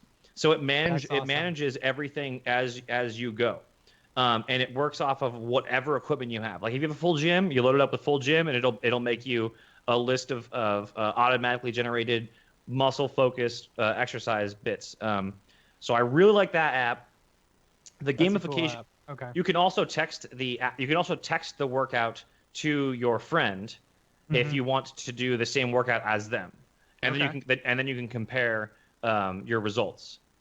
But yeah, my wife and I we do little fitness competition things on the Apple Watch, like on the health app. You can challenge people to like, we're gonna close our rings, or we're gonna take 30,000 steps for the next 40 days, or you can do little challenges like that. And then my son is a big reason why, because I don't want to be like, no shame to them, no shame on anyone. Please don't feel like I'm shaming. But like because I was this dad at the beach who could barely keep up with a 1-year-old running down the beach, and it was exhausting. But I want to be able to like chase that 16-year-old down. I want to be able to like I want to like be able to go to a basketball court with him and keep up with him. When he's moving out of the house, my wife and I are only going to be 48, 49 years old. Mm-hmm. Yeah. So, we're like, it's also, having a strong partner who's also right there with you doing it. She's very active in fitness herself, and she wants the best for everyone health wise. So that really helps. But she's never forced it or been like, go work out. She's just always just supportive of doing it. And I think like the way to get into it isn't to download an app or go to Target and buy a bunch of workout equipment or buy an Apple Watch or spend any money at all. Just like if you work well off of rewards, then figure out a reward system for yourself. Like say like, I want this thing, and if I'm going to set this realistic goal for myself. If I work out for 15 minutes a day, 5 days a week for the next 4 months, I'll allow myself to have that thing. Like chores, like as when you were a kid, like saving up to get the thing you wanted. But really, it's that getting that endorphin of completing something is what will make you do it the next day. You'll get sort of addicted to that vibe. So like to get into it, what I usually do is just say like, just start with 10 minutes. Just say you're going to work out for 10 minutes today. That's it. Just whatever you do for 10 minutes. Just say I'm taking specific isolated time to work out for 10 minutes. And then the next day you'll just do the same thing again. And eventually you're just going to want to work out longer. Yeah. You're going to have more time. My biggest problem is just getting started, Yeah. See, I don't like to, open that project. Yeah. I know. See, so I told myself, I was like, all right, so my wife's a teacher, I said, and my kid's 5, he's 6 now. So like, I was like, as soon as we hit summer, I'm going to go work out every morning because I won't have, I'll be used to getting up at 6:45, and I'll be back at my desk by 8 and I can go work out for an hour, I was, and so the very first day of summer, boom, I went to the gym. I ran 3 miles. Well, I slowly walked 3 miles, over the course of an hour. And I felt great, but then the next day I just couldn't do it. And the next day I just couldn't do it. And so I've only done it that one day, Well, the gamify system is something that helps. You're putting it in the gym though. Like you're putting it, out the gate, you're giving yourself an excuse or a way out or a thing you have to do. All you have to do is just do air squats for 5 minutes, and then just find something that you can do sustainably for 10 minutes or even 5 minutes. Start with 5 minutes, but like make a mental note to go workout mode, working out right now. Or like what helps me is going to sleep in workout clothes. Mm-hmm. So then I wake up and I'm Yes. like, That's a good I'm idea. already in That's a workout good clothes. idea. Have the Okay. shoes So- ready Yeah. by the door. Have the bottle of water waiting Yeah. for you. Yeah, All of that. just get your stuff ready the night before, and you're ready to go. That's a Yeah, really so you good can go idea. right there. And the thing that helped me a lot is, like you said, the Gamify thing. When I did Couch to 5K, that app, I did Couch I to hated 5K. Couch to 5K. I've seen that. I did They the needed whole a thing. couch to 5K. I did the whole thing, man. And you know how I did it is I didn't take it to the gym, or anything. It's literally, I can do this by opening my front door and leaving. Like that's the easiest thing to do, right? Open your front door and go walk for 5 minutes and come back. And then next day maybe 10. But this app helped me gamify that thing, and I did it verbatim, exactly how you're supposed to do Couch to 5K, and I ran a 5K right at the end. Yeah. There's a good 100 push-ups challenge one too. Yeah. That was impressive. I saw a lot of people. I couldn't stick with it because I was just like, I don't like push-ups. They didn't like. But Yeah, I that like was push-ups. also. Yeah. like See, try the 100 push-up challenge. All It's right. like a 30-day 100 push-up challenge where by the end of it you can do 100 push-ups straight. Yeah, and Billy's mentioning all the things that you can do for free in your house and things like that. There's also I like the system of doing push-ups and sit-ups based on what day of the month it is. Today is July 1st. Okay. Do one push-up and one sit-up today. And I know that's kind of dumb. Nah, easy cake. I Right, got that. but what happens when you get to the 30th? Yeah, but the thing is, I could do 30 push-ups or 30 That's sit-ups. true, but just do the one today. All right. And The gym thing. do it based yeah, on the date. Yeah, that's the other thing too. Is like, oh, why? I'm just gonna work for 5 minutes. There's no reason to work for 5 minutes. Like that's not even a real workout. Well, it's you're giving yourself that thing in your brain that like act of completing something that's gonna be good. It's like how if you're starting a personal project or you're starting something fun, like you shouldn't tell people that you're doing it. Like you shouldn't say, Yeah. oh, I'm writing a book. Because then Mm-hmm. then someone's like, oh, you're writing a book. That's awesome. I love that you're writing a book. That's How's so that cool. book coming You're writing a along? book. How's it Huh? going? That And book then, that you're writing? Then you're gonna be like, No, you oh have a man, book I feel so great. I'm writing a book. I just told people I'm writing a book. I feel like I wrote a book. Right. Yeah, fuck Yeah. my book. Right. Yeah.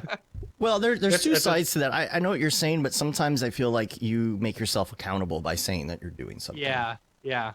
I was told when you quit smoking, when you're deciding to quit smoking, you tell everyone that you're going to quit smoking. So that You're they quitting poke you. smoking, Be so like, that every single person holds you accountable. It's true. yeah. You think that's Quitting why smoking vegans, was one of the hardest things I ever did in my life. You think what vegans? Is it You think that's why vegans tell everyone they're vegan? So they I don't- guess they so. don't get Just to caught keep them slipping? accountable. same thing with CrossFit?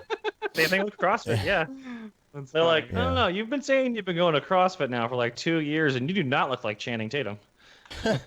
I didn't do CrossFit. I have a lot of friends who did that. I did something that's more of a local or Texas thing called Camp Gladiator, and I really enjoyed that. And I really enjoyed the mentality that like they're not pushing you to do anything that you can't do, but the fact that there's other people doing it makes you want to work harder. But if you Yes. physically Oh my can't do gosh, something, it's that okay. is not me though. That was not me. Camp Gladiator was not my You thing. did it I got one a free time. no, I did it for several days. And then eventually I got to the point where I'm like, I don't really want to do this because like okay, so this sounds bad. This is going to sound bad, but when I went, there was a bunch of soccer moms there. That's and because I you're couldn't really self-employed and you're find there in the middle of the day. Yeah, Yeah. it was very hard to try and find a niche of people there, and it was really awkward. So like I'd end up just like hiding in the back. Yeah. I'd be texting my wife. I'm like, we're supposed to be doing workings right now, but I'm kind of hiding and hoping that she doesn't see me. I was not like doing that it. for a while, You know? and then I started like getting into it and like going to the meetups. Like we'd go afterwards and go get tacos or something on one day a week, things Yeah. like that. Then I finally got it. It took me a while, and I got into it, and that group thing was fun.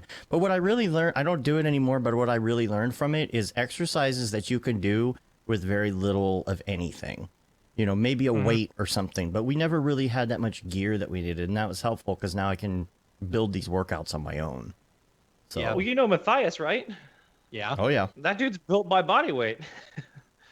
Yeah. Oh, that's all he does. I don't know if he still does it. But like a long time ago, like a few years ago, when I did like a Portland thing with him, he was like, I was like, how'd you suddenly like ab explode? Like you went from just flat chest to like giant abs. He was like, oh, I earned my shower now. I was like, what do you mean? He's like, oh, I do like 100 sit-ups and 100 push-ups and 100 like whatever, however many it was. Mm-hmm. He would do this exorbitant amount of body weight only exercise before he allowed himself to take a shower. Interesting. Okay. But yeah, it was. But now you look over at him, and if he's been standing still for too long, he's doing dips, or he's doing like push-ups on the wall, or like he's doing squats. Like that guy is basically just always focusing on some superhero visibility muscle. It's amazing. He's a so beautiful ripped. man too. He's a beautiful so man. ripped. Yeah. It's funny. That's funny. Oh, anything else? Anything else we want to talk about before we switch gears a little bit? I need to go set work goals. out. Don't expect immediate results. Just Yeah. set attainable goals, and just know that every single one that you do, every single exercise that you do, is it's you're after you keep it consistent, you're gonna feel so good, Yeah. and it's gonna melt away. I feel like responsible therapists and psychiatrists would require you to prove that you've worked out for 30 days before they prescribe you things like Paxil and stuff. I like that's that a smart thought. idea. I really do. Yeah. Yeah. Yeah. I think so I was working out. Another big problem I have is I want to go in the morning, but I'm super lazy, you know? Back at my old job, I had a whole bunch of people around me who were always working out. So that was a lot of positive motivation, Mm-hmm. and a lot of them went at lunchtime. So I saw myself as, oh, I'm going to leave for lunch anyway because I don't bring my lunch. I might as well just go to the gym for 20, 30, 40 minutes, you know? They've got a shower, I can just re-shower, whatever, I'm good to go.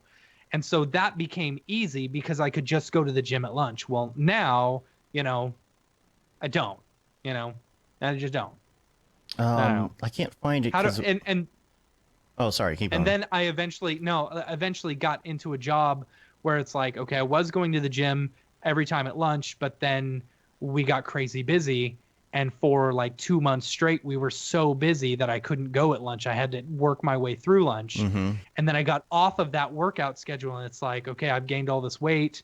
You know, I'm off the workout schedule, or I may not have gained the weight, but I'm off the workout schedule. And that, you know, how do I get back into it? I don't know. You gotta, you know what's cool? Do you use a footrest at your house? I don't have a footrest. Oh man, so I have this footrest.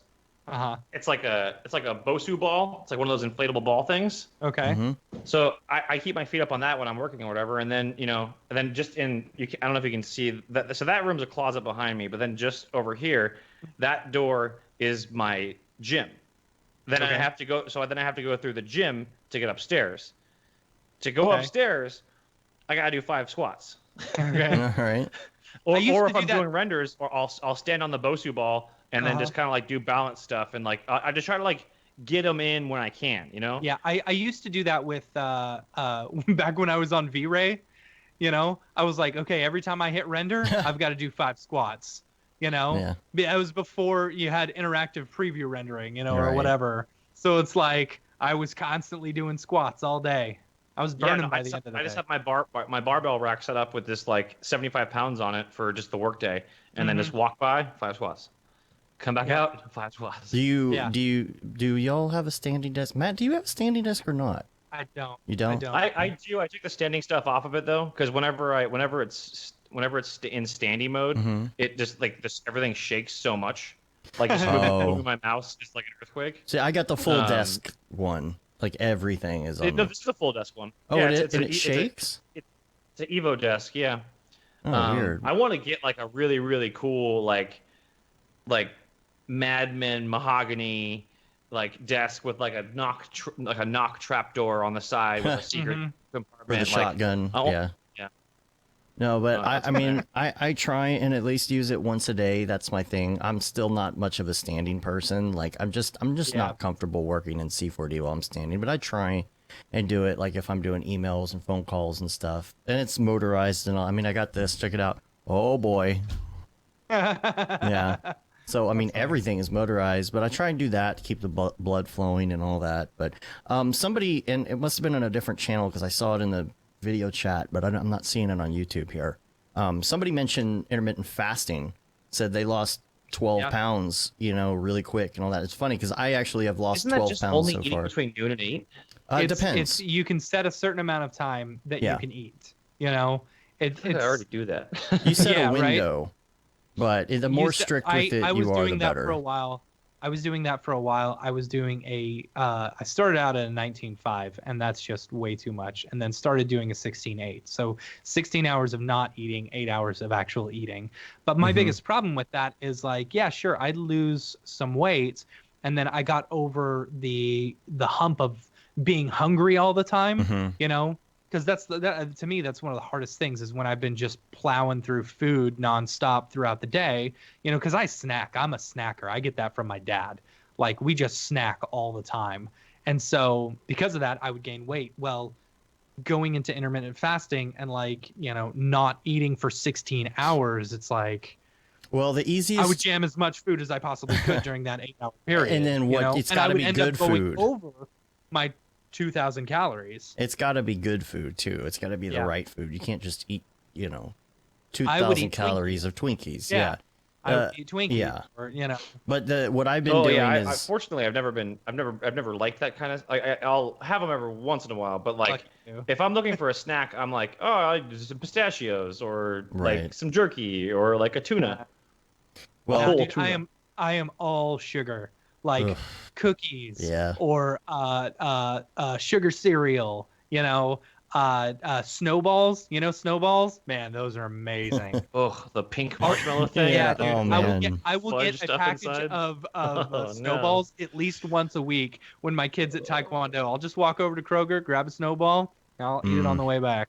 Oh. yeah, the gateway into intermittent fasting, I think for a lot of people that would make it easier, especially people who already do this, is to do ketogenic, to do the zero. I did that carb for thing. a long time. That helps because you're already kicking that hunger thing before you go to the windows of like 4 hours. I'm down to one meal a day intermittent fasting now, and man, it works so well. Yeah, I mean it's just incredible. I did it back in the fall. I lost 20 pounds. Doing it again, I've lost 12 already, and the biggest hurdle is the hunger part, and just you got to down a lot of water and you got to make it work. But I got to the point where this weekend, yesterday, I realized I hadn't eaten since Friday, because I for one, you can gamify it. There's an app called Life that helps you do your fasting or whatever. But I was working on something, and Saturday night I didn't eat, and then I think Sunday all I had was like a handful of popcorn, and your stomach really shrinks. You know, that wasn't I should have been eating more. And some people will do, if you stall, they'll do, like take a day, like do a whole day of fasting to get you out of the stall. But when you do eat, you got to eat the right things, and you got to eat a certain amount of time. But there's a whole subreddit on it if you want to look it up. It's the transformations are insane, and you still want to exercise and do all that stuff. And do I know whether or not it's a good long-term thing to do? I don't know. Probably not, but yeah. just I like looked with into everything, I looked into those Huel and Soylent type things to replace a meal, but gave me the worst stomach aches. yeah, Like, I've read that too. Oh man, I can't do it because the workouts that I do put my muscles into such like tear where they were for recovery. Like if I'm not giving them enough like protein back or like amino acids and stuff back, which that stuff doesn't really have. It's not really for like bodybuilding. So I had to find like a keto approved like bodybuilding protein shake that I could basically drink in the morning after I work out. But it's so easy to be keto now with like all those Think Thin products and like that are all like 2 grams net carb because they have like 27 grams of sugar alcohol. But that stuff will mess your stomach up too. That's why you can still have vodka, sugar alcohol. Yeah. Yeah. Yep. But I don't know. Have we covered enough? I think if you want to hear the rest, stuff? you got to come to Camp Mograph. yeah. Yeah. No, there's tons. It won't be just this. There's all kinds of like meditation tricks and stuff that I want to go over. There's just like all kinds of things. Like it's gonna be a fun class. It's gonna be a run, and then from what I've found on the map, I got to scout it out. I get there a day early to do a scout out. So I'm gonna be running around like Bear Grylls with like canteen backpack on, just jogging around the campsite, trying to find out like starting point, end points, meditation zone, tribe run zone. But yeah, it's gonna be. I'm stoked. I hope people sign up for it, so I'm not just out there running around by myself. Yeah. Yeah. Um, Well, I get paid regardless though, so I'm just cash my check. Yeah. well, I'm insanely excited about doing it, and I hope that people sign up for it. And really, like, don't worry about it. Any and all fitness levels. It's not going to be. We're not doing a Barry's boot camp. We're not doing a Murph run. We're not doing anything crazy. And with your classes, I think what we or your workshops, what we figured was we'd start those quite a bit earlier than all the other ones. Yeah. So that if you wanted to do that workout in the morning and then go take a shower and then go hit up all the rest of the workshops, you'd have plenty of time. That's the to best do it. because you have that action and it'll give you motivation. There you go. Yep. Yeah. There you go. Yeah, it'll be great. Great way to get your day awesome. started. Everyone that comes to my classes will do exceptionally better in the following classes. Yep. All right, well, let's switch gears a little bit. We got a couple more things to talk about today. The number one thing I wanted to talk about was Notch, because I think you know a little bit about it. I don't know much about it at all. We are going to talk to them when we're at SIGGRAPH, so... I've been learning it for the past. It's been, when you guys mentioned it on a previous podcast, and then their VP of marketing emailed me like that morning and was like, "Hey, your name came up on this podcast talking about Notch. You guys were talking about like the codec and stuff too." Yeah. But yeah, I gotten a license at NAB for the educational version, and but yeah, I've been using it. It's like a procedural animation tool. You can bring in Alembics from your other applications and load them in as assets and do texture, lighting, video post effects. You build these things called blocks that you can run on different servers. They have a Notch server that runs them. You can render straight out of it as a tool. It's great. It's sort of like a weird position of what market it serves specifically. But I think it has great potential to be a motion design tool, like being used for. Is it like Touch Designer? It's like After Effects and Touch Designer kind of combined. To me, that's the impression that I get. But it's similar. Like it's just like it's just a real time procedural animation tool. It's good stuff. So you can bring in Alembics, and is it still real time? Yeah. It'll load them up in the ones that I have. I mean. Yeah. Don't if you try to bring in one with like a billion particles or something like that, I don't think so. But yeah, or I don't know. It depends on your hardware. Yeah. And there's interactivity as far as like Zubair is saying, live events and interactivity, like tracking and things like that too. I think so. Yeah, at least tracking. From what I heard. You can use camera inputs, microphone inputs. You can do all kinds of cool stuff. When I first saw it in production was on a U2 tour that I was working on. That Innocence and Experience tour, they had a whole bunch of like pre-alpha or whatever, like Notch demo builds and stuff that they were using. Like the camera feed would come in, and then they'd create like a depth buffer out of it, and like obfuscate it and get it all crazy. So it'd be reactive to like Bono's voice or the guitar or whatever. But super cool concert applications. I think the interface and the nodes and stuff are really intuitive too. And it's just fun. I like it. I like tinkering with it. I'd like to do a project with it, like an install. Yeah. It just hasn't come up for me yet. But that's the thing. Maybe one day. How was the what's the word? How easy was it to just hop in to and use? Yeah. How intuitive was it? For me, it was pretty easy. I mean, I watched like two like documentation tutorials, all right, like because that was basically like how do I learn cinema? Like, oh, okay, well, I move this thing over here. How do I set a keyframe? Okay, that's how I set a keyframe. Okay, cool. And then how do I manipulate this thing? All right, cool. So once I kind of figure out like a few little pieces of it, then I kind of just start going until I want to figure out another piece to add that piece on. Yeah. I think the difficulty with learning anything new is going into it without knowing what you want to make. Yeah. Like if you start like I'm gonna learn espresso today, but you have no reason to learn espresso. Yeah. You're going to lunch. You're not learning espresso. Right. Yeah, it's what they say when when you start programming. They're always like program with a purpose. Yeah.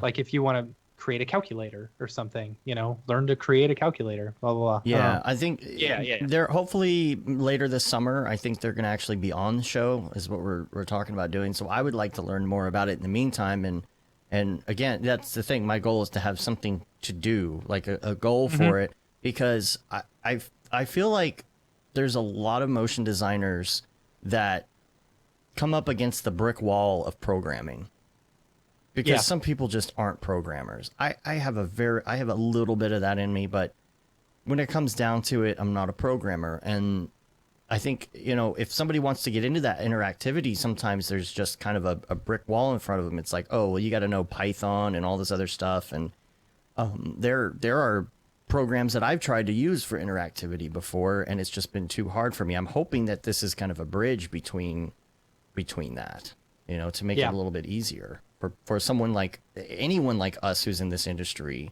Like Zubair said, nodes are a great tool for non-programmers. I mean, that's what Espresso is, right? I'm not a programmer, and I love Espresso. So, but if any of you people from Notch are listening and want to throw a couple of free licenses our way, let me know. Schmoozy Matt getting schmoozy. Schmoozy Matt. Yep. Yeah. It's a good app though. It's really responsive. It's kind of cool. It's like I was talking to someone recently. They were asking about how they're like, oh, what are the things in X Particles or Cinema that like make the user base like so like attached to them? Like why won't they why isn't everyone just joining the hashtag Houdini group? Like why isn't everyone doing that? And I was like, okay, well, check this out. I hit play on my timeline. I hit Shift C and type XP system. There's an emitter emitting particles. My timeline is still playing. I hit Shift C, type turb. Drop turbulence. My particles have turbulence, and my editor is still playing. Yeah. Make a group. Change my display. Editor is still playing. I start dropping fields in. Editor's still playing, and I can move things around with my editor playing. And then I was like, and you can't do that in any other package. Like, you can't do like in Houdini. There are very few things that you can just let the editor run while before it starts going like op cooking, or it goes errors and just keeps playing fast and fast and fast. And you got to stop, reset. It's just Cinema has that ability to like interactively create and let things play out and move, and you can adjust splines and stuff. Like if you have a car moving across the spline, you can adjust the spline in real time and have the car move. And in Notch, everything's real time. So it's like once you're going, you're rendering and you're adding post effects and you're manipulating objects, or you're animating particles, or implementing fields, or adding things. It's all that same sort of like digital sculpting that that we're accustomed to in the Maxon family. Yeah, I need someone to hold my hand and show me. I gotta admit, I opened it and I was like, I'm gonna close this, and not because I thought it was like too hard, but it was like I need a purpose. Like you Houdini? said, no, I'm Notch. Oh. I was like, I need a purpose. Notch, okay. I need a purpose, and I need a tutorial. I shouldn't expect that I can just jump into any program at any time, but I need to schedule time for this. Because I'm not going to be able to like play with something just by opening it. I got to have a little bit of info. I got to have a direction. Yeah. That's funny. So I downloaded the Notch thing, and as you're talking about that, I get an email from Brent from Notch saying, "Don't know how to get started? Here, have 4.5 hours of free learning videos." Nice. Like, that's funny. Okay. Yeah. Yeah, no, they're Notch Academy or whatever that they have. There's a lot. It's from taking from interface to everything. And I one of the first ones I did was the damaged footage VHS digital glitch effect, because I knew that was going to deal with like the big things that I wanted to play with the most, which were camera manipulation or footage manipulation, and how to like separate RGB colors and like displace things using like pixel sort type technologies. And For sure. but yeah, it was one of the first ones I did, and I really liked it. It's a really fun application. I can't wait to like actually pick a project to build something with it in. Yeah. Big goal this year. I just want to know enough about it to know, here's the thing with these programs. I think we bid on something last year that was going to be a touch designer thing. And it was really hard to bid on something like that without talking to somebody else and really finding out, can touch designer do what we want it to do first? I feel like the more that you at least know the basics of something, even if you're not an expert of, in it, you can at least be a little bit confident to say to someone, okay, here's how we're going to approach this. So if I knew enough about Notch and someone came to us and could, with some interactive thing, I could be like, okay, we can do this in Notch. Now let's go figure it out, Yeah. But knowing Yes, nothing well, about yeah, it for would be sure. a little different, I feel. So, Notch.1. That's Yeah. their address? Notch.1 is their Yep. cool. We get them to sponsor Camp Mograph. Yeah, come on. Yeah. Come on. You gotta put that Notch in, like, logo and name into motion designers' heads. That's the best way Yeah. to do it. Come on. Yep. Yep. It pops up all the time. I mean, I Yeah. think, well, because Touch Designer's like a bunch of ex-Houdini developers, right? I don't Are they? I don't know. I thought I I've don't heard know, people dude. say that before on various Slacks and stuff. I don't know. From what I've seen, I've opened Touch Designer just like a couple times, Yeah. but it always had that like kind of like, I don't know why it does either, but like I had the whole like Blender mystique where it was like, well, it's free. I'll go to this B. Is it I free? didn't think it was free. You could download the thing pretty much. I thought it was free, Is it? or it's Maybe there's a I don't know. trial thing or I- something. I don't know. Or there's certain features that you have to unlock, that kind of thing. You know, the freemium version and then the pro. Touch Designer. I don't know. Is that derivative touch Yeah. design? Huh. Yeah, Zubair says Touch Designer is made by the same person who made Houdini. So. Wow. Okay. Okay. All right. Well, let's looks like it's free. let's Oh. move. no. Then if you use it with a compensation, you have to buy a commercial or pro license. Gotcha. Okay. Okay. That makes sense. Yeah. So let's move to links because I only have a couple, and I wanted to get to our last couple segments here. We're at 2 hours now, so Yeah. Oh, really? yeah, Jeez. Oh boy. goes quick. Hold on. What? My audio just stopped recording. It's okay. It stopped at like 1 hour 49 minutes. So it's Mine's like still going. So how much did we Hold on. lose? I don't 10 minutes? I don't know. That's weird. I think it might have still been going. Hold on. Sorry. Pause. It's getting so warm. Okay. You good? I'm rolling now. Okay. Yeah, let's do a clap. Just a quick All clap. right. You ready? Yeah. 1, 2, 3. All right. Okay, I'll set a sorry, marker. guys. Marker. Okay. So first thing on the list that I wanted to talk about was this YouTube channel that I found that probably a bunch of you have already seen before, but I accidentally came across it somehow online, and I just thought it was freaking fantastic. It has a ridiculous amount of subscribers and everything, and it's called MelodySheep. If you've heard of it before, I think I've heard of this name before somewhere, but I hadn't really understood what it was, and I started checking out this channel, and it's pretty mind-blowing. I started out by coming across this video that was a time-lapse of the future of the universe, starting right now and accelerating to the end of all, not actually the end of all things, but where will everything end up in the end? Okay, right now, particles make up our bodies and all of that kind of thing, and there's black Yeah, I holes. can't watch and this. That'll give me anxiety. what happens when all of the universe is actually gone and it's to the point where all that is left are particles of light, single particles of light just moving around and nothing else? It is so crazy. And I found out there's another one that's like the beginning of time till now. So you can watch, and the visuals are absolutely spectacular. And I don't know it. I'm looking information up. I'm trying to find out more about this person and channel and all the things in it. But there's all these spectacular like 4K end of the universe videos, and then almost like these auto-tune the news things in between, like that are these like crazy mashup deals. I don't know, but the video that I watched was 30 minutes long. It had a ton of 4K outer space footage that was spectacular, and it looks like maybe he's got deals with certain networks to be able to use this footage, and because I think maybe this is like clips from a bunch of different things put together, but it looks good. It's 4K, like it's so pretty, and it's just mind-blowing. I just absolutely loved it, and I went and I started looking. I haven't even begun to watch all of the stuff on the channel, but I really want to know more. So I'll put a link Would you like to know more in the show notes. You can check I'm out doing my part. MelodySheep.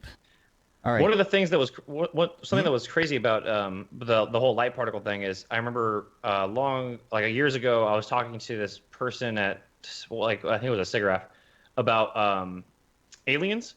And we were just going on and on about aliens and like alien life form and how it'd be obscene to not think that they existed or whatever. Right. But he was like, well, you know, the crazy thing is like we can see all these galaxies and stuff that are so far away, but that's just the light that gets to our telescopes to see them. Right. Those things may not be there. Those things are millions of years old. So if things are looking at us from those planets that have discovered us, they may just see a planet filled with giant lizard monsters that are killing each other. Right. So we are going to be long dead before anything ever comes to this planet to see us. Right. Because for the foreseeable future, all they're going to see is dinosaurs, an ice age, a meteoric impact in a wasteland, and for all we know, we may just be people that were planted here post-meteor to grow. And I was like, well, then how would they see that stuff? It's like, well, they could have been flying by. And I was like, okay, well. Well, there's a whole, like, the fact that nothing, like, beyond the light that has hit us so far can be seen. So there's all these parts of the universe we haven't seen yet. There's the whole, the fact that, I mean, there could be a giant, you know, purple nexus that's swallowing up the entire universe, but it's so far away we haven't seen it yet. We have no idea. Yep. You know? It's okay. We only have like 60 years left. Right. Right. We. Yeah. Yeah. Kids can figure it out. I thought, Yeah. That's my son's That's a problem. very boomer way of thinking. Yeah, I know, right? I can't solve all of his problems. He already gets participation trophies. Anyway, the only other I got a quick little link. Sure. It's one of my current favorite Instagrammers. Okay. It's some of his stuff. It reminds me very much of Smearballs and Syriac. You know, it's Dom _VHS _ crap. You know, is an interesting. It's name. very funny. He'll take some pop culture videos or something like that and then edit them in a certain way. It's pretty funny. It's really good stuff. I like it. I'll have to check There's some that out. not suitable for work things, so Yeah, I'll hold off on showing any of this on the stream. Browse then. with caution. Yeah. Cool. The only other one I have is the YouTube link to the new X Particles new features. Yeah. Bob put a new video out there. He might be on the chat right now. I thought I saw him earlier. This new video explaining all the new features. It's a long video too. X Particles update looks really good. Yeah. I got about crazy. halfway through and I'm like super excited about it. The spline stuff is really cool. Yeah. So what is it? I really like. I just got to skim the video right before the show. I haven't had to been able to. So the one thing that I saw was the XP spline. Bob, where are you when we need you? You gotta say like Bob, XP spline generator. Okay, it's the. Hold on, I'm gonna find it. I know what you're talking about. Random. Oh, I love you, Bob. Random modifications. Spline growth. XP spline growth stuff. Uh-huh. So that looks super cool, and it doesn't like. It's like a deformer. You just drop it into your spline, and then you can completely redo it. You know, it's super easy stuff. What else is in It's like there? a hyper advanced version of that Togo Studios, or not Togo Studios. What was that guy? TCAstudios.com. He had that thing. XP or not XP. It was called Spline Cage. Mm-hmm. It would just edge to spline procedurally all the edges of whatever object that you had. Yeah. It's like a super advanced version of that plugin. Yeah, it looks really neat. Cool. I only got about halfway through. That's as far as I got on it. What was the thing with the it's elephant? Neat, yeah. What was the elephant thing? It's the same XP spline. Oh, that was generate. the spline thing. Okay. Yeah. Cool. I mean, he uses it in a couple of different ways. You know, looks very versatile. And I think some of the water stuff that they were showing, or the liquid stuff they were showing at Yeah, NABs there's in the, there. What is it? Is it the crowns and stuff? Like No, it's the sheeting? The The sheeting? sheeting. Yeah. Yes. Sheeting. Yes. The sheeta. Cool. Well, I'll post Bob a video Walmsley, to man, that. top 10 marketing voices on the net. Totally. Yeah. Oh, we haven't heard from him yet. I guess he's not on the chat anymore, but yeah. All right. Well, that's all I have for that. So we're gonna go ahead and go to Beeple's People. What's that? Oh, exactly. man. What is that? Everybody get out your Beeple viewer of choice. For me, that's going to be Twitter. I'm going to go to Twitter and I'm going to load up the Beeple himself, which is Beeple. It's just at Beeple. See what I did? I just cleared out 5 emails right there. Just in that split second. I'm now back down to 0 emails. So on your Beeple viewer of choice, go to June 24th, Year of Our Lord 2019. And it's called, the title of this piece is called Communicate. There's, again, he's been on this tear. I'm just loving this stuff. So, Communicate with a K. And yeah, I'll bring it up for you here. This is great. This is different. And I liked that. Neat. I really liked that's that. that's very not Beeple-esque. Yeah. Like if you told me that was Beeple, I wouldn't believe you. Right. I really like this though. Just scroll up to the following day. You're like, oh, he's back at it. Right. I like this because of what it's implying, and I'm not trying to get all deep or whatever, but it's like the other one is telling the other one what to do. Right, exactly. Mm-hmm. I just see spacesuits. Yeah. And I'm right there with that Mograph meme. Leave me alone. No, this is cool. Yeah, I love. There was a couple like a year ago or something like that. He started doing all these like Victorian like photographs of like these different Victorian like building structures and castles and shit. Mm-hmm. And I was like, God damn it! Seems some creative outlets for the rest of us, right? Like, well, this one I don't think is actually. That's not part of the Beepleverse, so to speak. That are artificial Beepleverse, but it's people canon. It's more of a staple. Or more of a statement. Mm-hmm. You know, I think it's good. I don't know. Maybe eventually, like the big Beeple people who are grown from the small Beeple people, like eventually they know they only need the brain of the big Beeple people, so they've created these spacesuits in a way. You know, there you go. Brains in jars, like Futurama. Right. Yeah. The next one, this is, man, there's so many good ones. This isn't one of them, but here's Glow. I thought that was pretty cool. Like a holographic digital strip club. There's Incursion, which is really cool with the skull. I like that one. But the one I wanted to bring up was June 27th. This one was super cool. Metropole Parasol. And man, I absolutely love this. Like, this is one of my favorites, I think, so far. Mm-hmm. I love the colors. Inspired by an actual place, and I don't know if he was actually there or he said in real life, so I guess this is the picture that it came from, but absolutely love that. I love the design and the colors and everything else, and look how many people he put in this. I know. It's a lot of people. It's a lot of people. Yeah. Where's he getting all these people from? I need a library like that. Turbo Squid. Do you think this He has a library. He has a freaking huge library of like just stuff. I know. Do you think this is octane scatter for the people? You think he just put a whole bunch of things in a null and scattered them? I'm sure he did. I'm sure. You've watched him do enough live dailies to know that's how he did it. Right. Yeah. Yeah. Yeah. I like what he did with the colored trees as well. Man, just really liked that. I don't know why.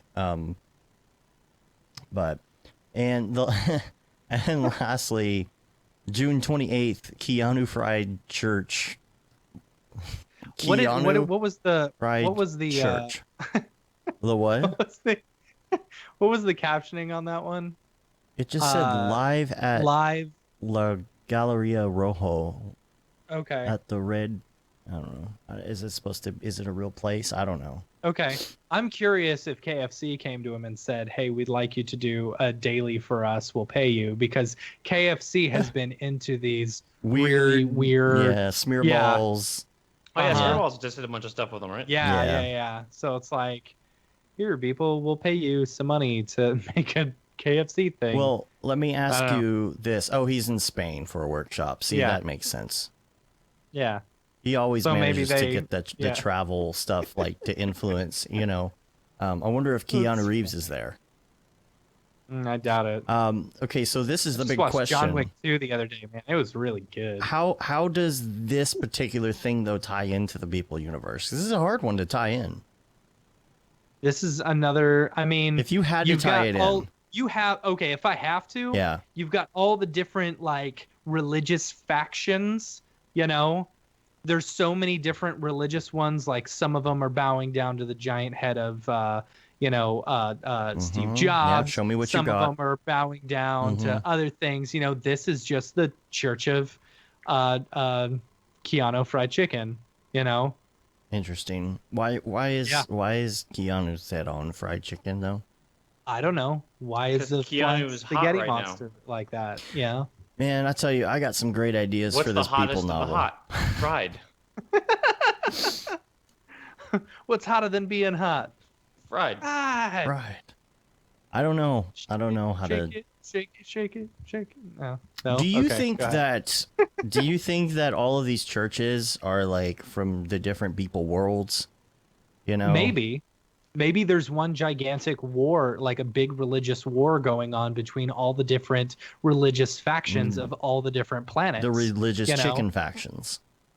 The religious chicken I factions. mean, yeah. the first one that comes to mind is Yeah. Church's Fried Chicken. I mean, that would be the first Oh one my right gosh. there. Right. I mean, that's the obvious choice. Right. But back in the day of the fast food chicken wars, Right. which one eventually pulled out on top? And that was Kentucky Fried Chicken. Right. Now, at some point, there's always a mistranslation somewhere in the good text of chicken, and that it's somehow, instead of being called Kentucky Fried Chicken, got called Keanu Fried Chicken. Oh, and they thought that it was actually about chicken when they read the original Bible because they saw Cane's and they thought Cane was the chicken chain.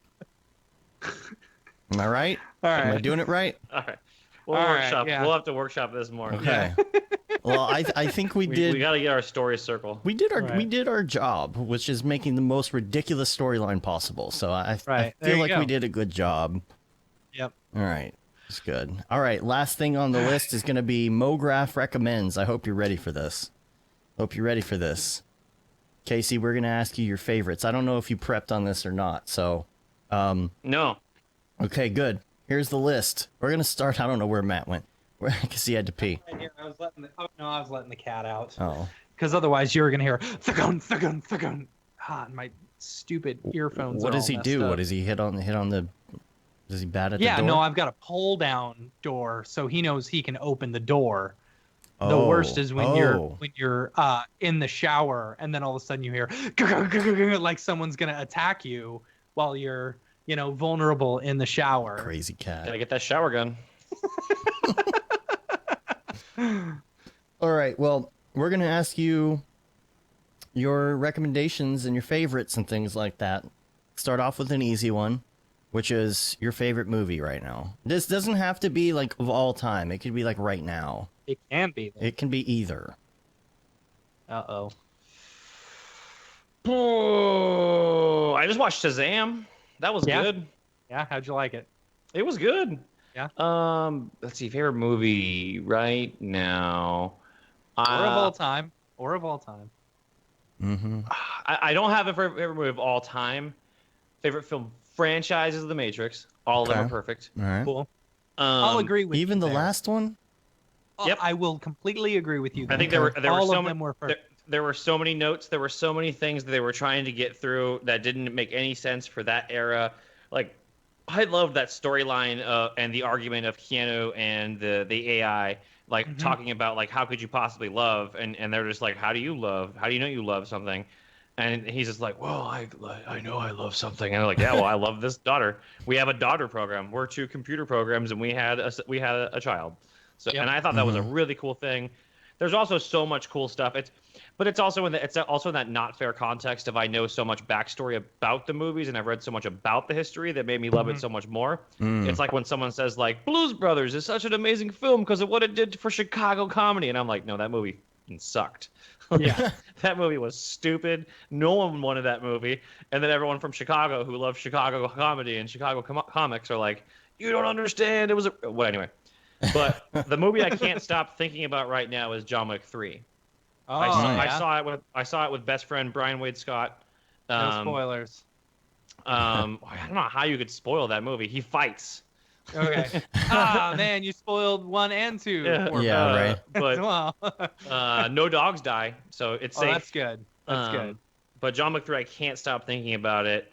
And it's been like a couple months since I saw it, like right when it came out. That's why we don't And- understand this Beeple thing, because what you don't realize is at the end of the movie he becomes a chicken. Well, because he was. Oh yeah, that's right. Yeah.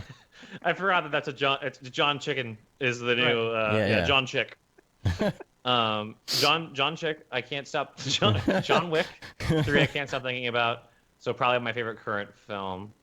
I just watched Us, which I think was all right. Yeah. Yeah, John Wick 3. All right. Cool. All right. Daisies. Music. It's gonna be a tough one for you, I Music. Oh, it's so hard to pick. bet. I'll preface this 'Cause by saying some people. I don't listen to music. Some people talk about what they like to listen to while they work, as opposed to in general, which may or may not be the same thing. I kind of work in silence. Oh, really? Good. All right. Yeah, it kind of I'll sometimes listen to podcasts, but for the most time I've gotten in the habit of like having to like constantly like because in my job for the last 3 years, I've been in more of like a directorial manager role where I'm constantly like liaisoning with people on my team or people on other teams in marketing and kind of handling that stuff. So I sort of just like enjoy the quiet when I have it. Otherwise it's podcasts. But I just went to a concert with my friend Alex Braddock and Brandon Parvini. They nicely invited me to this show of this band Health, this electronic group, and I hadn't listened to them for a very long time, so I had a complete resurgence of that group, which was great. So I think if I've listening to anything lately, it's been like a mixture of like Health and churches and other like sort of witch housey new wave pop type stuff. Churches spelled C. How do you spell it? CV. CHV. If you search Church's band spelling however you want, it'll show up the That's links interesting because I would not have seen you as that type of music. I love that kind of stuff. Oh, and Magic Sword. Magic Sword is weave that in there too because they're like when I was younger, I listened to a lot of electronic music like techno and stuff because I would just kind of get like faded or whatever and and just like zone out and like imagine like epic anime battles and stuff happening in my head. So like anything that can provide me with like an RPG soundtrack, like if I go out running, I'll throw on like Health or Magic Sword or something without a lot of vocals that starts at one point and then builds to a threshold and then drops off. And like I'll just go run to like 4 songs that are just like epic build up music. And then I listen to a lot of metal too, like Nails is one of my favorite metal bands. Mastodon, just a lot of metal. Word. See, that's what I listen to everything. Like if I'm really trying to get in the mood to jam, I'll just like, hey Siri, play a Hall & Oates radio station, and then just yacht rocket into the early morning. I've been getting into the whole. I mean, I've been in the whole chill hop thing, but I've been getting into the whole like taking take a Bluetooth speaker and put it in the corner, and in Windows you can assign different apps to different audio devices. So I just have the very light chill hop going in the corner or light rock going every once in a while. I don't know why it makes me feel good, but it does. Weird. I have been listening to man, you're gonna think I'm so stupid. Like super pop punky like stuff from like when I was in high school. Like I've been listening to Blink 182, Take Off Your Pants and Jacket, and Enema of the State like nonstop for the past like week. I love those albums. Yeah, I mean it's I don't know. All right. I do. I'm on. I like that stuff too. I mean, again, I'll listen to like I'll go through like a phase where I'm like, I want to listen to a bunch of Modest Mouse today, or I want to listen to a bunch of Cursive today. Yeah. But yeah, I listen to. Art to is hard. Yeah, art is hard. Art is hard. All right. Next thing on the list is going to be TV show. Woo! Could go a lot of directions. So we just finished watching. So for comedy, I love Fleabag season 1 and 2. Season 2 just came out for that. Fleabag's amazing, hilariously created and crafted show. Tons of just like cringe moments. What's it on? It's on Amazon, I believe. Okay. And then also on Amazon is I can't remember the name of it off the top of my head. Oh my god, it's so good. It's akin to Fleabag. Amazon. That tells me nothing. Have we ever talked about the Mograph? I think we did.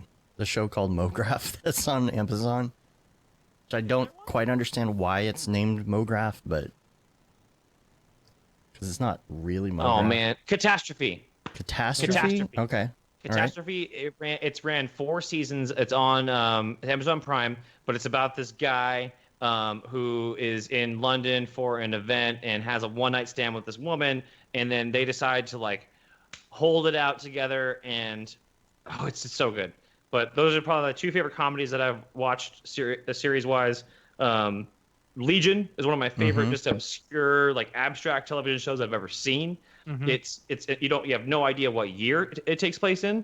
At any point, you're like, oh, it's the 70s clearly, and then someone pulls out an iPad, and you're like, why is that person why is that person wearing bell bottoms holding an iPad? And like their technology looks super weird, so it's hard to tell. And it's also in the X-Men universe, which is awesome. It's fully different universe, basically. It's just so weird. Yeah. It's so trippy. And then we just finished Santa Clarita Diet, which was really good. Yeah. And then a show that I don't think gets enough credit at all, but it's probably one of my favorite shows. Or these are my 2 favorite shows of the longest period of time: Magicians on Sci-Fi, and Preacher on. I can't remember what network Preacher's on, but Preacher's the television adaptation of the comic book series, and they've done an amazing job at creating a comic book universe in a practical real world environment. Cool. All right, podcasts. You mentioned podcasts. Okay, podcasts. Favorite one is probably Harmontown. It's Dan Harmon, creator of Rick and Morty. He gets drunk once a week and rambles. And it's hilarious. It's sort of like a video blog of his, just like it's him and this guy, Jeff, or occasionally random guests will pop on, and this other person, Spencer Crittenden, who helped create Harmon Quest and a couple other shows. So they're super super funny. It can be offensive at times, but it's a good show.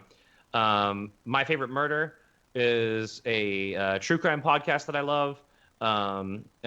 It's these 2 women, and they have a very like comedic, comforting way of walking you through these like horrific things.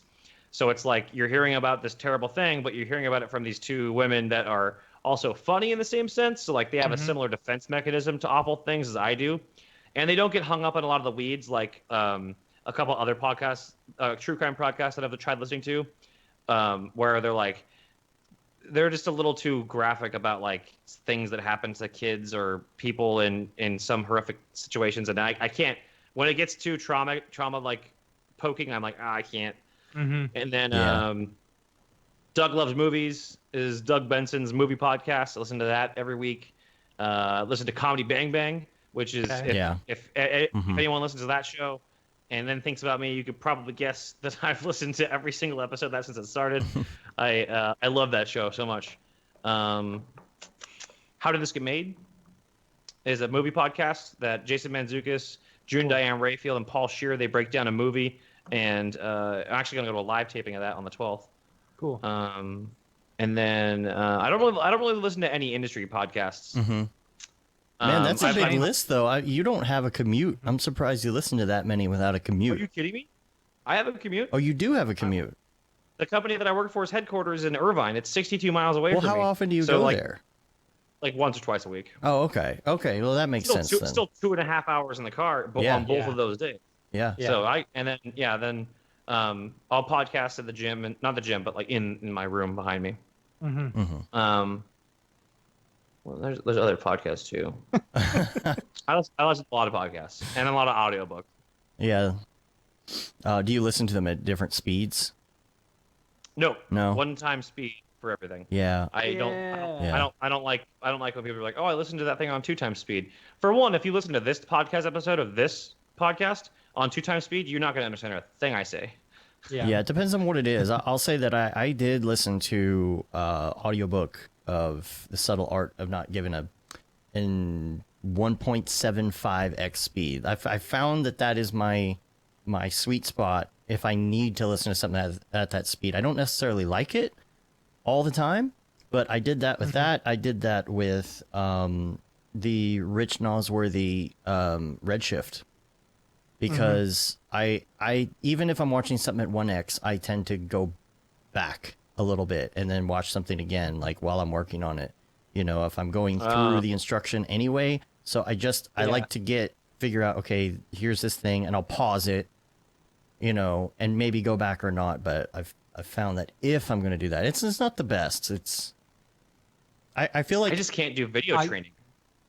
Yeah, I watch tutorials at 2x. You know, like a quick tutorial, but I got to listen to podcasts and audiobooks at 1x. Like, I don't like the way it does it because it's not a rendered fast. Like if you took that file and you rendered it at that speed in Audition and you played it back, it would sound a lot better. But on the fly fast is basically skipping, like, I don't know. It's more of an on-off thing in your head. How do I describe this?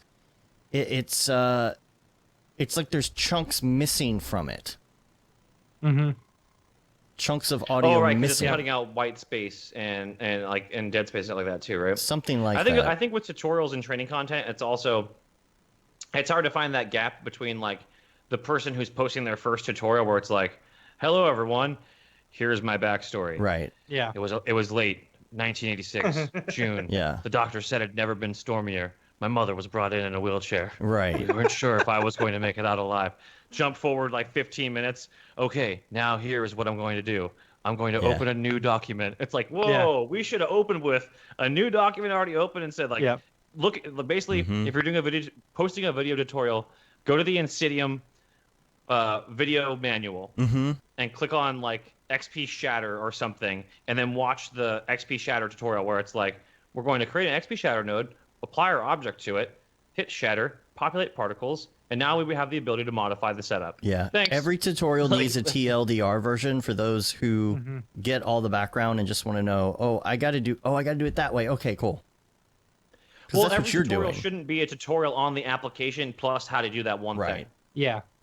Yeah, like if you're doing an Explosia effects tutorial and you're watching an Explosia effects tutorial and then you use like a displace deformer to make the floor, we don't also need to go into in depth about what the displace deformer does. Right. Well, that's the thing. It's hard to know who's watching it. You know, maybe maybe this is the first. You know. No, for sure. Yeah. When I see a video and it's like longer than 15 minutes on like how to do something, I'm like, I guarantee like if I was like talking to a TD or a soup or something, and I was like, I'm trying to figure out how to use this like solver to do this thing, they wouldn't go, could you move and let me drive for an hour? Yeah. I almost feel like like if every tutorial had either a subsequent thing or maybe even something at the beginning that's like the TLDR version. This is what we're going to do. You're going to do this thing, blah, blah, blah. A lot of people would be like, okay, cool, I'm done, and turn off the tutorial. And some people would be like, oh, that's cool, but I don't know enough about the background on this, so I'm going to watch the rest of the tutorial, you know? Yeah. I don't know what the best way would be. My favorite are the ones that are just screen caps with electronic music. Oh, man. Where it's just like techno music in the screen cap. I'm like, let's just do this. Just drop nodes. Nodes, then wiggle the mouse around over a parameter that you want me to change. That you're gonna, this is what I'm doing. And it's just like... Or ones that have robot voices. Oh, yeah. Oh, yeah. That use the Blender cycles, we will be using Eevee's render engine to... It's very good. That's really good, yeah.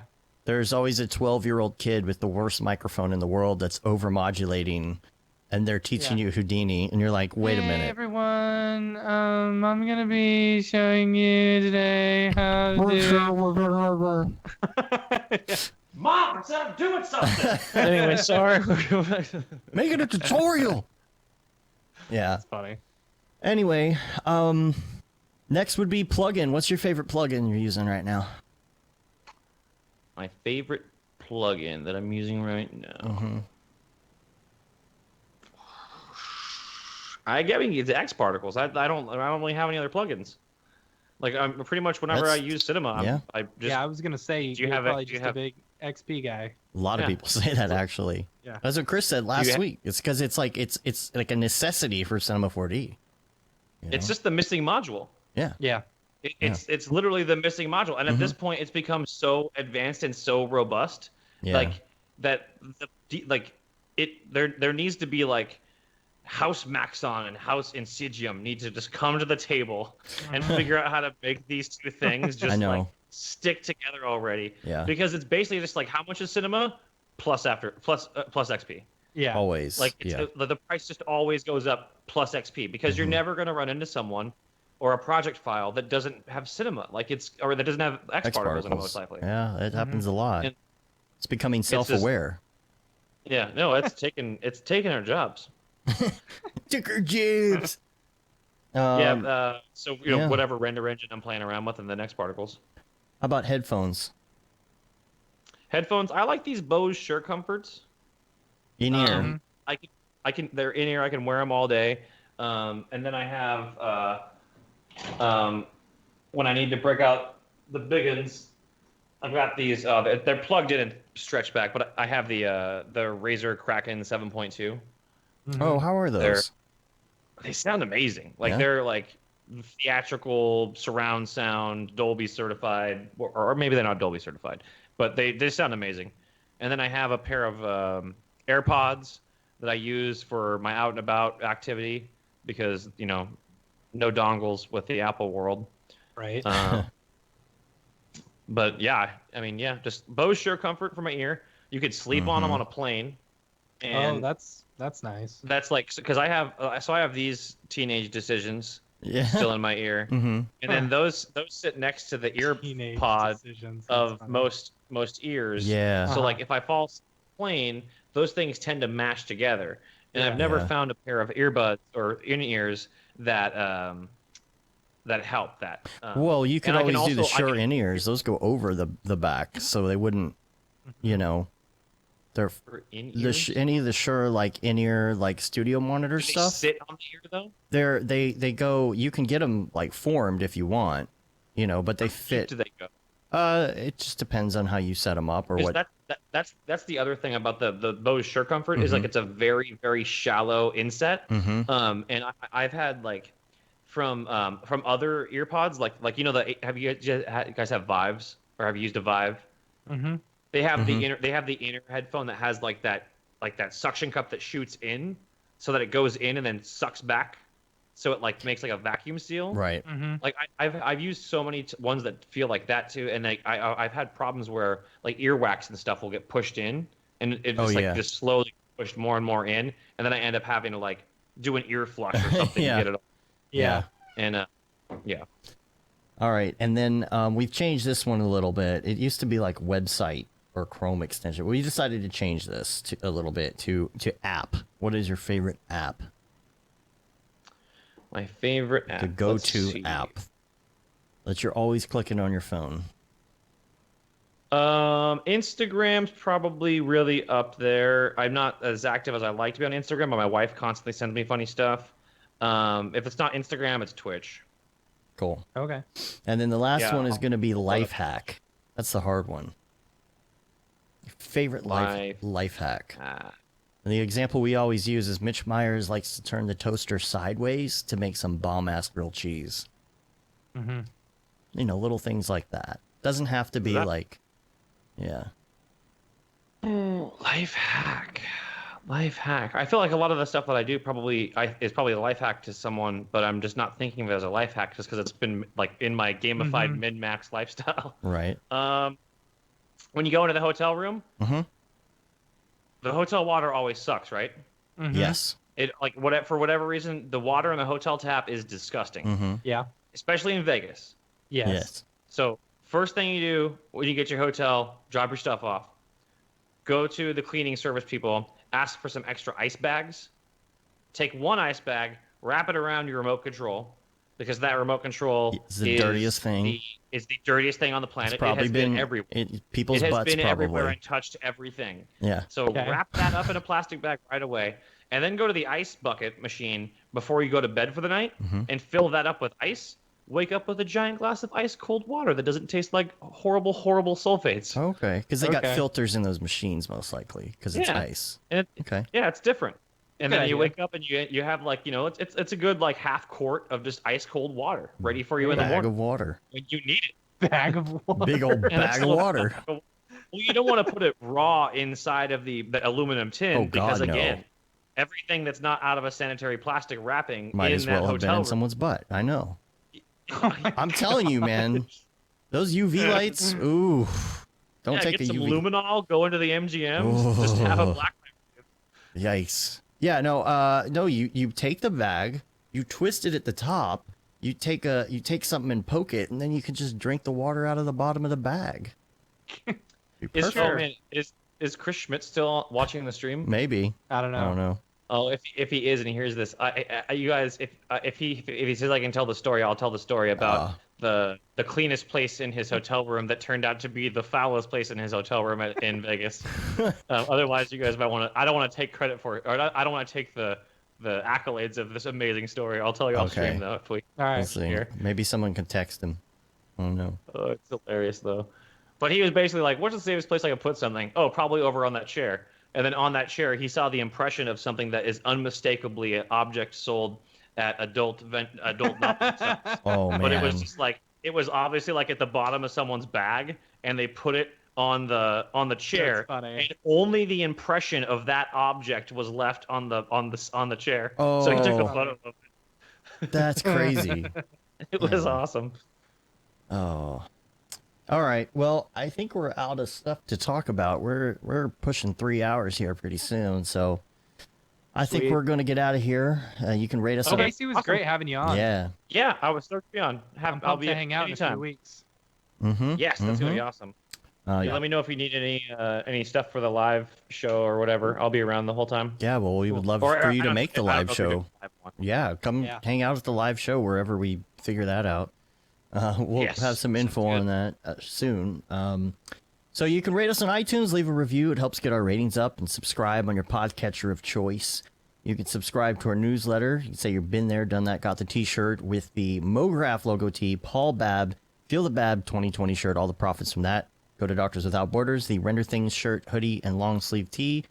And then finally, the brand new That Render is Fire shirt. You can find all of those on Amazon. I'll try and do some links to these shirts on mograph.com. We've started slowly adding little bits and pieces to mograph.com. And yeah, that's it. We're on Facebook, Twitter, Instagram, Periscope, YouTube, and mograph.com. Check us out on there. Check out our new article and video that came out this week, and our stuff that's coming up soon. That covers it. So awesome. Sweet. All right. Get out of here. Thanks for having me. All right. Thanks, man. Gonna take off, and until next week, I'm Dave. I'm Matt. I'm Casey. Have a good one. Later, yo. All right. We're still live. Dun, dun, dun, dun. Let me export this wave so don't forget. Stand by. Let me take all the stuff and things